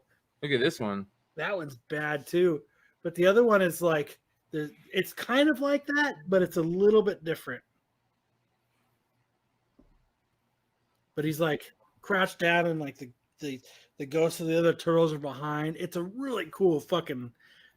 That's a dope one. Look at that one. Dude, the one I think I'm pissed that I didn't get that Mint Comics pre-sale yesterday. This one's terrible. It's Matina and it's terrible. Yes. God, that's terrible. Let's see what else we got. This one's dope. Him coming out the grave. That's pretty cool. All I know is they're fucking artists are knocking it out of the park with this. So I want to show you guys something real quick that I heard rumors about. And let's see here. What is the teenage? Oh, it's Michelangelo. The Christmas special. Yeah, I know where there's one of those on eBay that I watch, and I get a notification every week about a certain wonderful gentleman who holds that book, and all I think is, man, I gotta buy that damn book. and then I scroll a little to the left where it's got the Spawn that's also Capullo signed, and that same very wonderful gentleman happens to have that one. Well, I told you to ask that wonderful gentleman about working on a price. I told you that already. Yeah, of course. You're 100% correct. But this book, this Last Ronin book, there is some rumors out there, right? And hold on just a second here. There's a lot of hype revolving around this book right now. Oh my God. Insane. So let me do this. Michelangelo Christmas special. So the Christmas special, which a lot of people are going crazy for, right? Well, they're not yet, but there is somebody like Chad is talking about that does have a 9.8 version of this, which is signed. It's not for sale. It's not for sale, folks. It is not for sale. That has gotten a ton of offers over the last couple of days. A shit ton of offers over the last couple of days about this book. Made me wonder why, right? Rumor has it that in this Christmas special, it fast forwards to the future and it shows there's one last turtle remaining, and it could be the last Ronin, they're saying. So, if that's the case, ladies and gentlemen, some wonderful spec news that you guys... have we even narrowed down yet who the last turtle is? It's Raphael. Is it Raph? 100%? Yeah, that's what everybody's, I believe that's what everybody's saying. Because the one coming out of the grave, the gravestone says Donatello. That's a good question. It could be Donatello. It could be. But anyways... But then in the one with the two katanas, it looks like Leonardo. So I think they're keeping us guessing on purpose of what turtle it is. Yeah. Well, I think they are too. Just be on the lookout for maybe if this book blows up too. So you never know. You never know. eBay was that. Yeah. Number 3, Strange Academy. Number 1. I wish I would have known about this book earlier. I know we talked about it on the show, but I didn't realize that that's Dormammu's son. That is freaking cool, man. And I love that character, the design of the character. I love the cover for number 2 where he's on it. But this book, the first one, because of the J. Scott Campbell cover. Yeah, and this book is going crazy right now. $25 to $30 for raw copies. There's a ton of first appearances in this book, and I think that it could continue to stay on this list. So number 2, Look who is back. Venom Dude. number 3, third print. I want one of those so bad it hurts. Well, good luck. 9.8s are selling for $900 to $1,000, up $500 from last week. Signed copies in 9.8 are selling for $1,500. Listen, Null shit's real, and you saw the cover coming out later this week where he's holding the Infinity Gauntlet. I've been talking for a long time that I think Null is the next big bad in the MCU. I am pissed that I forgot about that pre-sale. Yeah.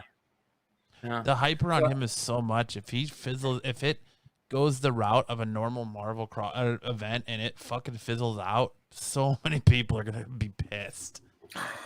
So if he turns out to be a bust, everybody who spent $1,000 plus on this book is gonna just commit seppuku, man. It's just gonna be done.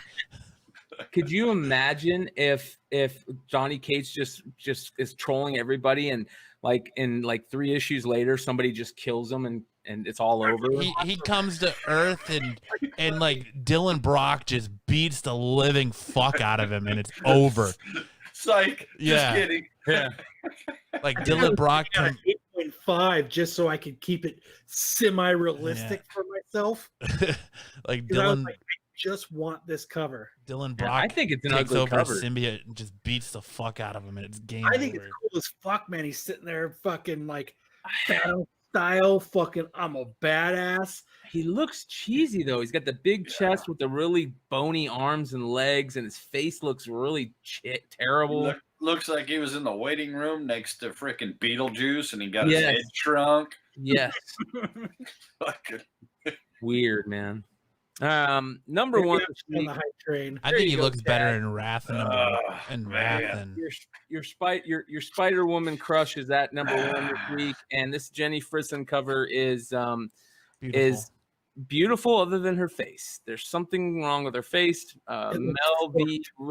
Mel V really laid it out, and he said that it looks like that GoBot character, the female GoBot character. What is that character's name? the GoBots. Crusher or something like that. They're the dollar store Transformers. It looks like she's got the tweaker sucked in her face. It's like Cruella DeVille. body, but I really suck at drawing faces. Well, look at this character and tell me that this character doesn't look. Adam's apple.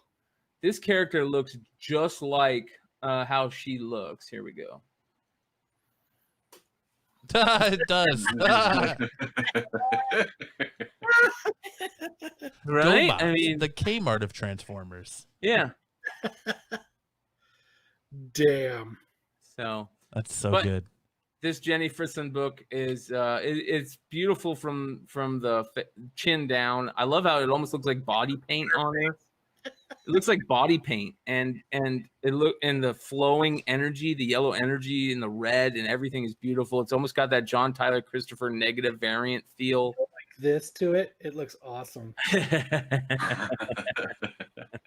But it's selling for 2 to 3 times ratio 2 days after release, and it's definitely not one of her top 10 all-time best covers. But it's number 1 this week, and it's a 1 in 50. So getting $150 for this book raw is a nice little chunk of change. And please, I hope it comes back down so I can find one. I really think it will. I like the zombie cover. Have you seen the zombie face Spider Woman too? No. Oh, No, dude, I like. That's my favorite. That's the one that I like. That variant's really cool looking. Let's see what we got here. Yeah, that's freaking awesome. Yeah, it's awesome. Let me I show can't you. believe that's not the one that's taken off, but obviously Yeah. it's not the super rare one either. Yeah, look how beautiful this is really nice. Here you go, Matt. Share screen. Yeah, that's dope right there, man. I like that a lot. I like it a lot. It's a lot better than fucking the GoBots one. Well, and in 15 years with that solid black cover the way that is, good luck finding a high grade of it. So, I mean, if you can get a really high grade of that now and send that off and get your 9/8, man, slab that thing quick because How would that be with like a green autograph or a red autograph? Yeah. Like the right or left side. Oh yeah, man. yeah, Green that'd be awesome. Yeah, that's Yeah. beautiful. Very That's cool. a great cover. I love that cover. Yeah. Why don't you marry it then? I would if I could. I probably would because I'm into necrophilia and zombie sex. We've had this discussion. Come on, Walking Dead, keep it real. Terrible. You gotta love them and then leave them in the ground. That's actually a song. Yeah. All right. Kyle, you gonna talk about your bat friends? Yeah. Do you want that to be an odd news, or you just want to go for it? Yeah, let's just go for it. All right. I love this. Go ahead, Matt. What? I was gonna let you do it. I don't have it up, so go for it. Give them a segue. Do this shit. Human-sized bats have been found in the Philippines. Just as you think 2020 couldn't get any worse. Walking down the street to go play, and this fucking human-sized bat fucking gobbles your shit up. I bet you the parents would be like, damn, I wish I had been responsible, and I didn't let my 5-year-old fucking leave to go do shit on his own. Nice segue back. You're welcome. Look at the size of that thing. Fuck off. That's a vampire, bro. Kind of cute. I want it as a pet. I'd maybe give it a shot. That would scare the ever-living shit out of me. Yes, it I would. like bats. That would be way worse than coming up on a shark. Could you imagine turning the corner in an alley and you're like, that motherfucking bat is bigger than me. That's the That Rona. shit's gonna That's eat the me. Rona bat right there. Yeah, but if you got some fruit, I mean, they love fruit. So you feed them a little apple and he's your buddy, and then you just walk down the street together. Like, who's gonna screw with you? It's like, hey, I got a pit bull, motherfucker. I got a 6-foot bat over here. He will drop your pit bull from out with it, 500 and throw feet. away. Fuck that, I fucking love Necklace Ed from 90 Day Fiance. dude. I'm with it, man. I want a pet 6-foot bat. I'm in. All I'm in. need to put bat in our lives, and it's not Ben Affleck. Nope. Who had 6-foot bat? Anybody have July 6-foot bats? That's no. that's I not have it in mine. for September. I was really pulling for man bear pig. That was my bet, but I mean, Now they can really do Batman versus Man Bat. Like now it's real. All Batman has to do is go to the fucking Philippines, and they can make that movie. you'd have to find some trainers, and I don't know who's training 6-foot bats, but I'm sure they're out there. I'm on the team. I'll give it a shot. What the hell? Weighing 225 pounds, we have Ben Affleck as Batman. And in the red corner, Damn, with red corner, 225. That's being generous, bro. we have Man Bat, the 6'5" bat from the Philippines. Let's get ready to rumble! That's that Bat Boy bullshit you saw in like National Enquirer and shit. There you go. Dude, Bat Boy was a kid. He wasn't 6 foot. He was a fucking kid. Let's get it right.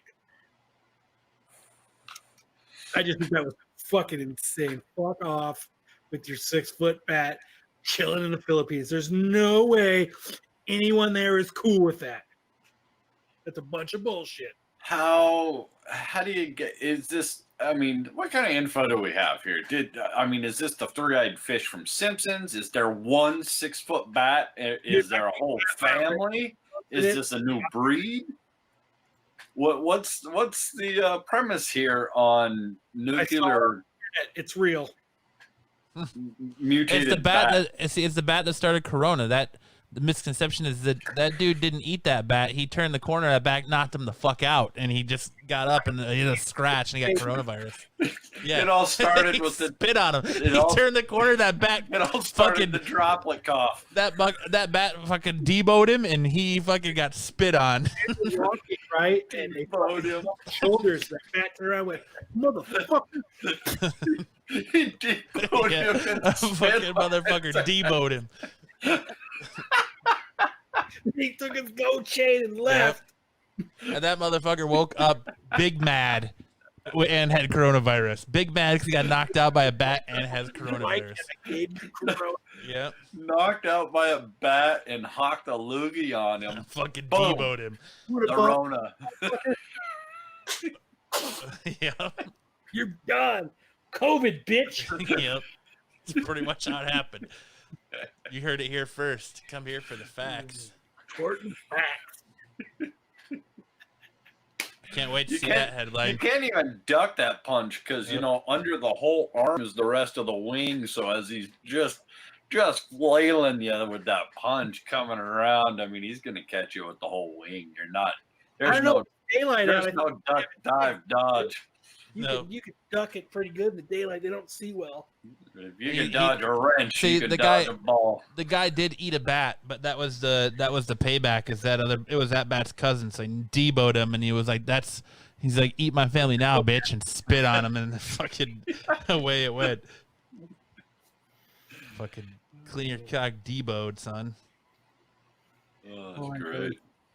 I would poo myself and pee a little bit, dude, if I saw a 6'5" bat. Oh, dude. Kicking it upside down and out. It's motherfucking Dracula. The fuck is that dude doing here? I'd have to try and make friends, man. I mean, that's your only. You see that's your only route. Your 6'5" bat. Want to kick it? Want to go bar? That's your first one, man. I got apple slices. You want an apple? I know you guys like apples. Here, can I give you some apple? Can we be friends? Can we hang out? A piece of apple. You just leave it. Bacon, sausages. What do you like? I will give you. Chad would walk around the corner and be like, "Do you read comics?" I got a first appearance man bat. Can I offer you a man bat? I got some Morbius living vampire. Oh, that's bad taste. Is that too soon? No living vampires here. Can I offer you a drink? You know, you want to hang out? We can all get along. I'm just saying, that'd be kind of cool. All the way to the box with the stick on it. When you knock the stick out, put them in a box, and we're fucking good. You're gonna have to have a fridge box. That motherfucker picks up the box and just fucking or like fucking military presses you and shit. Nail that shit shut, man, and then you put it in the thing with the Raiders of the Lost Ark, and you just leave it there. I'm telling you, your best bet walking around the corner to keep from being deboed and spit on is to make friends, man. Offer apple slices, something of a fruit nature, maybe some banana, piece of banana. Here you go. Here's some banana. Can we just be friends? Nope. You turn the corner, you walk, you see that motherfucker, and then you just walk backwards, back around the. You get back on a plane and you come back to the desert. You don't go to Martha's Vineyard where fucking sharks are. There's fucking 6'5" bats. There's a few things you just don't do. You see that motherfucker and you say, "This isn't where I parked my car," and you just start walking backwards and you're out. Tim, nope, I'm out. Yeah. This isn't where I parked my car. So that reminds me, if either or any of you know where to get a Jawas shirt, I have been looking for one forever, and it's the Jaws cover, but it's a Jawa coming up instead of Jaws, and it's in the same lettering, and it says Jawas instead of just Jaws. If anyone out there knows where to find one of those, hit a Wookiee up. If anyone knows where you can get a sweet black and white baseball jersey style King Diamond shirt, hit me up. only at the concert. Funny stuff. I'm gonna Isn't it time for drunken chat? What? Isn't it time to go over to drunken chat? Yeah, there you go. You gotta go to Drunken Chats. Brian's like fourth podcast of the week. I have to. I'm gonna be probably heading over there late tonight, but you guys are definitely more than welcome. He said what's up to you guys today during the Hot 10. So There you go. definitely go over there and hang out for a while. And I'm gonna take the dog for a walk after we're done here, and then I'll probably see you over there. Well, you guys Mel, got Mel Big Papa. you guys got anything else you want to talk about this week? Anything else more? What about weird and wonderful weird shit? I don't have any weird news this week. Oh, I was gonna use the Man Bat one, but I gave Kyle the option. Shit. Finally got the Bogcast Patreon thing. So if you guys are fans of the Bogcast, go check that out. Started up a Patreon over there. First. Yeah, for all you Absolute Geek Patreon fans. Other than that, got a new show coming over on Flipside. Got a modern spec show called The Modern Playbook. So that's coming soon. It's going to be we got an all-star cast of people. We got Mr. Longshort, whose name is Ben from Go Collect.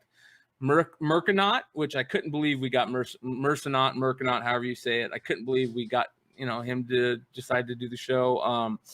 We got hopefully we're gonna get Andy from Comic Book Invest, writer, to do the indie stuff, and hopefully Lucas Fashina from Drunken Chat Son. So, But not Kyle.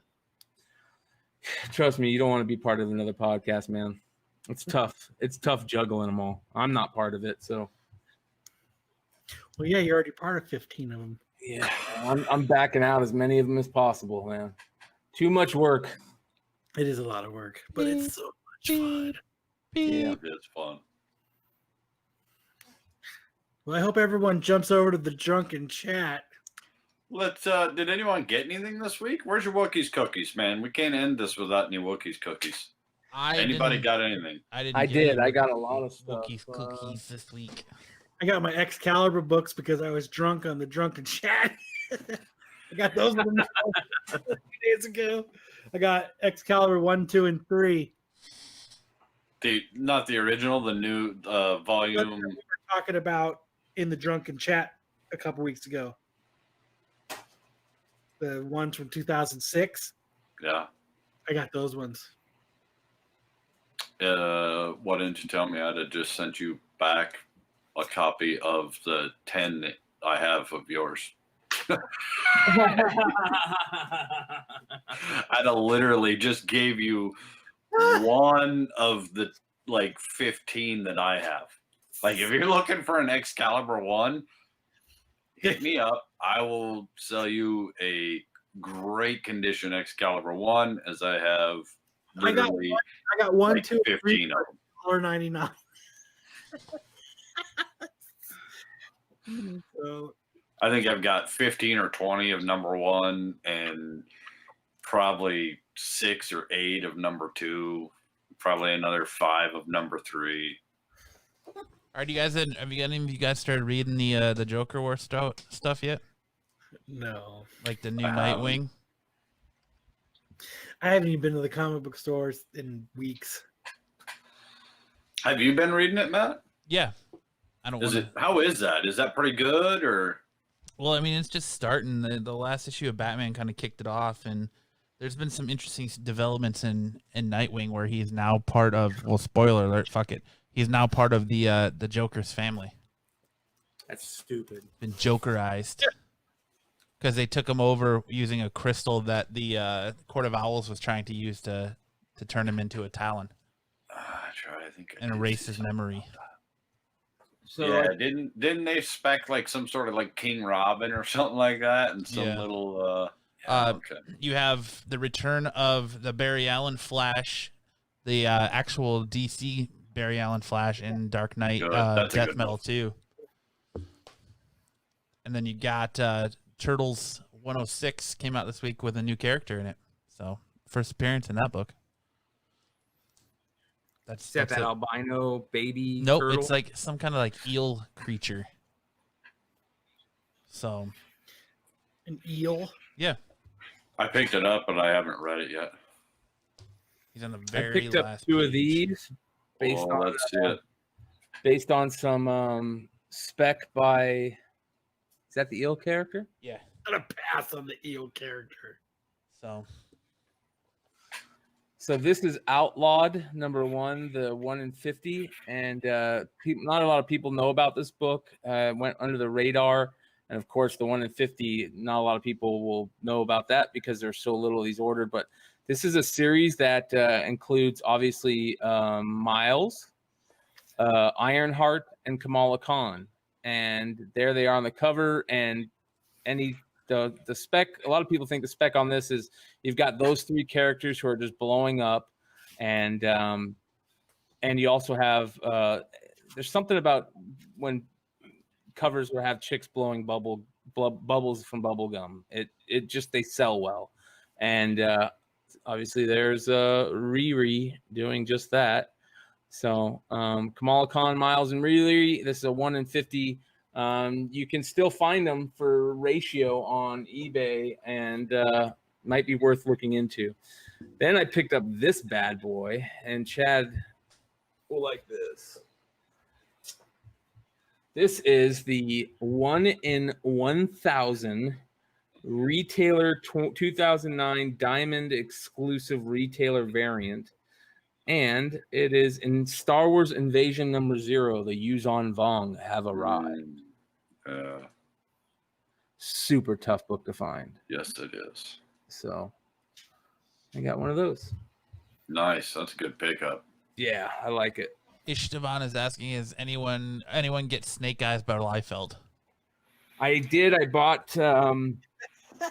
the Frankie's Comics variant, the Kirkham Virgin That's Snake cool Eyes cover. face and the Storm Shadow face. I bought one of each. I think I bought the 9.8 for the Storm Shadow and then 2 raws of the Snake Eyes because I couldn't get in time for the 2 9.8s. But I'm also going to buy a couple of the other ones. I'm going to buy the Unknown Comics one and a couple others. Some of those are just beautiful. I definitely want the San Diego Comic-Con one. I got to figure out how to get that.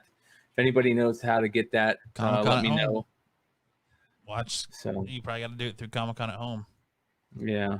Oh, Christine found me a Jawas t-shirt. I love her. She is my new hero. That so which cover is it with because I can't remember if it's Storm Shadow or I think it's Snake Eyes holding the sword and then the reflection of Storm Shadow is in the sword. Is that right? No, Storm Shadow which one is that? Reversed. That is the Big Time Collectibles or Snake Eyes Dead Game #1 Big Time Collectibles exclusive. And what's that, Matt? There's a reverse of it as well? There's the Storm Shadow one that's where he's holding the sword and Snake Eyes is in the sword. I did not know that. I think that's an issue 2 cover though, but you can see them both on the Big Time Collectibles website. IDW announces the cancellation of the San Diego Comic-Con exclusive Snake Eyes variant. Well, there you go. Son of a bitch. That's a pain in the ass. IDW announces. Here, check this out. That sucks, man. Rat bastards. Look at this. Oh, such a beautiful cover, and they're covers, and they're not doing it. Heads up, just in case you were excited about picking up the Silent Master variant covers for G.I. Joe Real American Hero 264 at San Diego Comic-Con, then my apologies for the bad news. Today, IDW announced that the covers have been canceled. Is this the same thing, or is this old? I thought this is it, right? Yeah. San Diego Comic-Con exclusives are canceled. The covers that have been canceled are all of them. Wow. Yeah. No, that's 2019. That's last year. So let's see if there's any recent ones. Let's see here. I'll stop sharing for a second here. That's such a cool while you're looking that up, I will God, what I have so much crap. Did I show off that I got my green helmet finally? Yes. No. I got no. one of my 4 that I need. So I'm pretty stoked about that. I know some of us talked earlier. I did get my variant #1s for Spider-Woman because I am a lover of Spider-Woman, although these are not my favorite. I am trying to collect as many of the number ones as possible.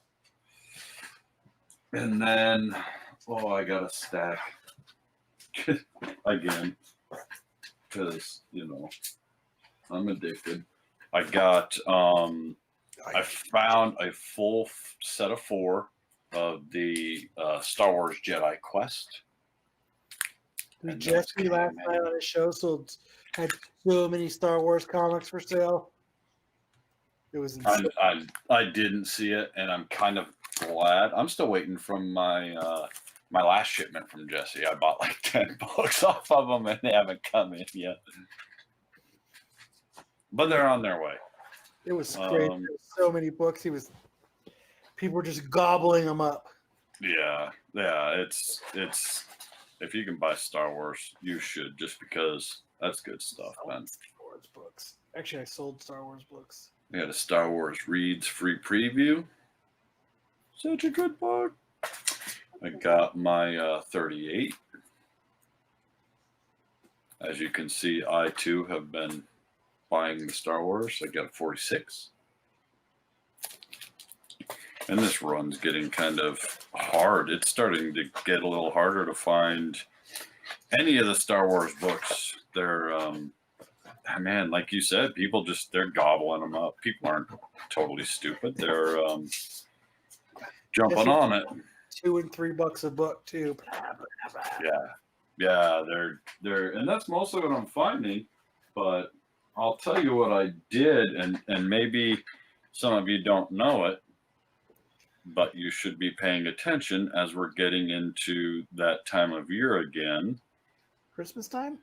Yep, we're starting to think about Christmas, and so they have the Hallmark store. When you go to the Village, I mean, they have all kinds of neat stuff. So think about that. I mean, they've got the whole, what do you call him? Nightmare Before Christmas run. And they have a whole village for him. They've got some new Batman Village stuff coming out, for the Christmas times when you want to put out your nerdy Bat Christmas stuff. They've got the DC line coming out, little Wonder Woman action, little Daily Planet. So that's something to think about for all of you Christmas lovers, who I am not one. And then if you're going to go Hallmark, you go into your keepsakes, and they always have they always have a ton of stuff, but a lot of these ornaments.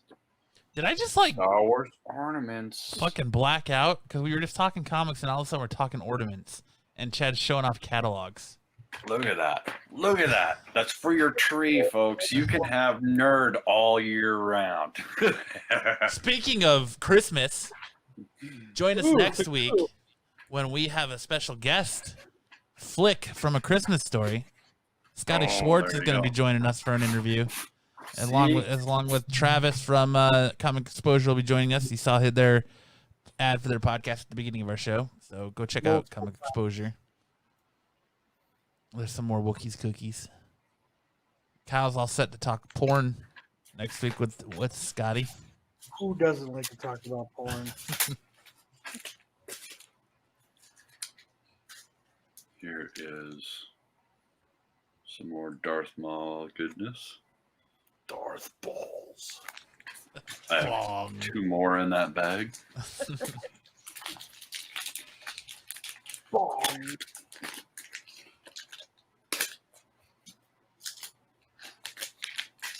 Who doesn't love Star Wars? If you don't, then you're a weirdo. Heir to the Empire. Trying to complete that run. Good luck. Baby. I think you're the weirdo. Here's a nice one. Number 0. That's a hot book. That's a good one. Rebel Heist.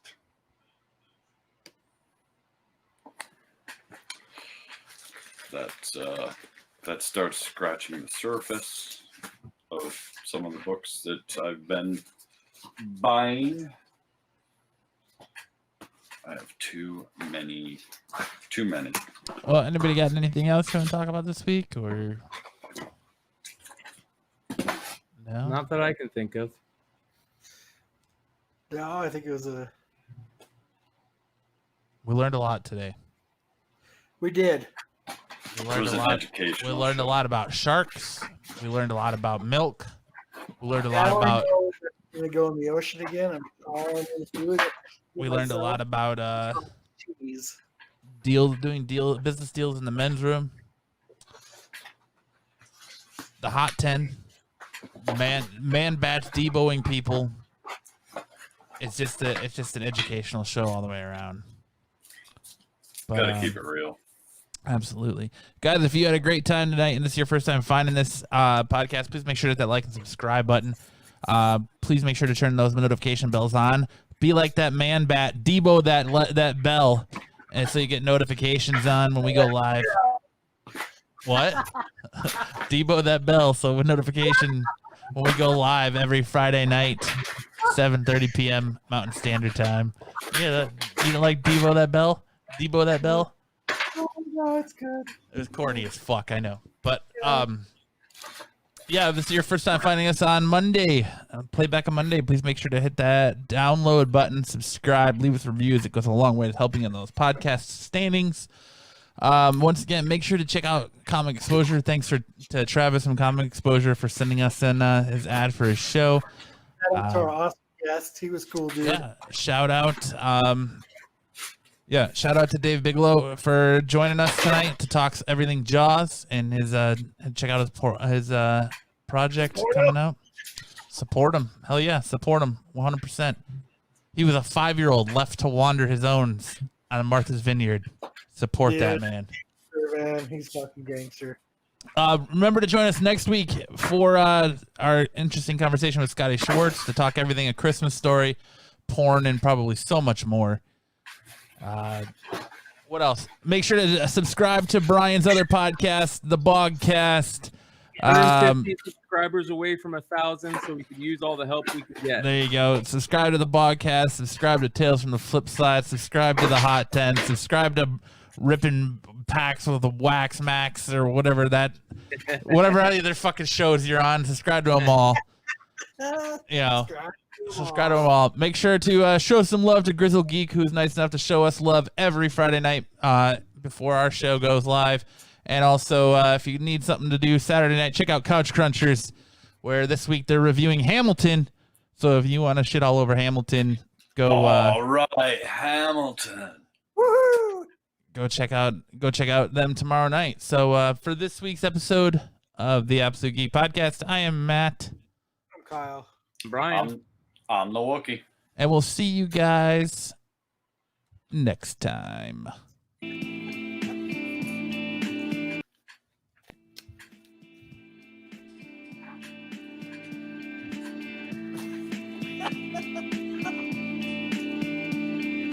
Fucking Debo that bell. I guarantee that we're gonna keep getting guests. Probably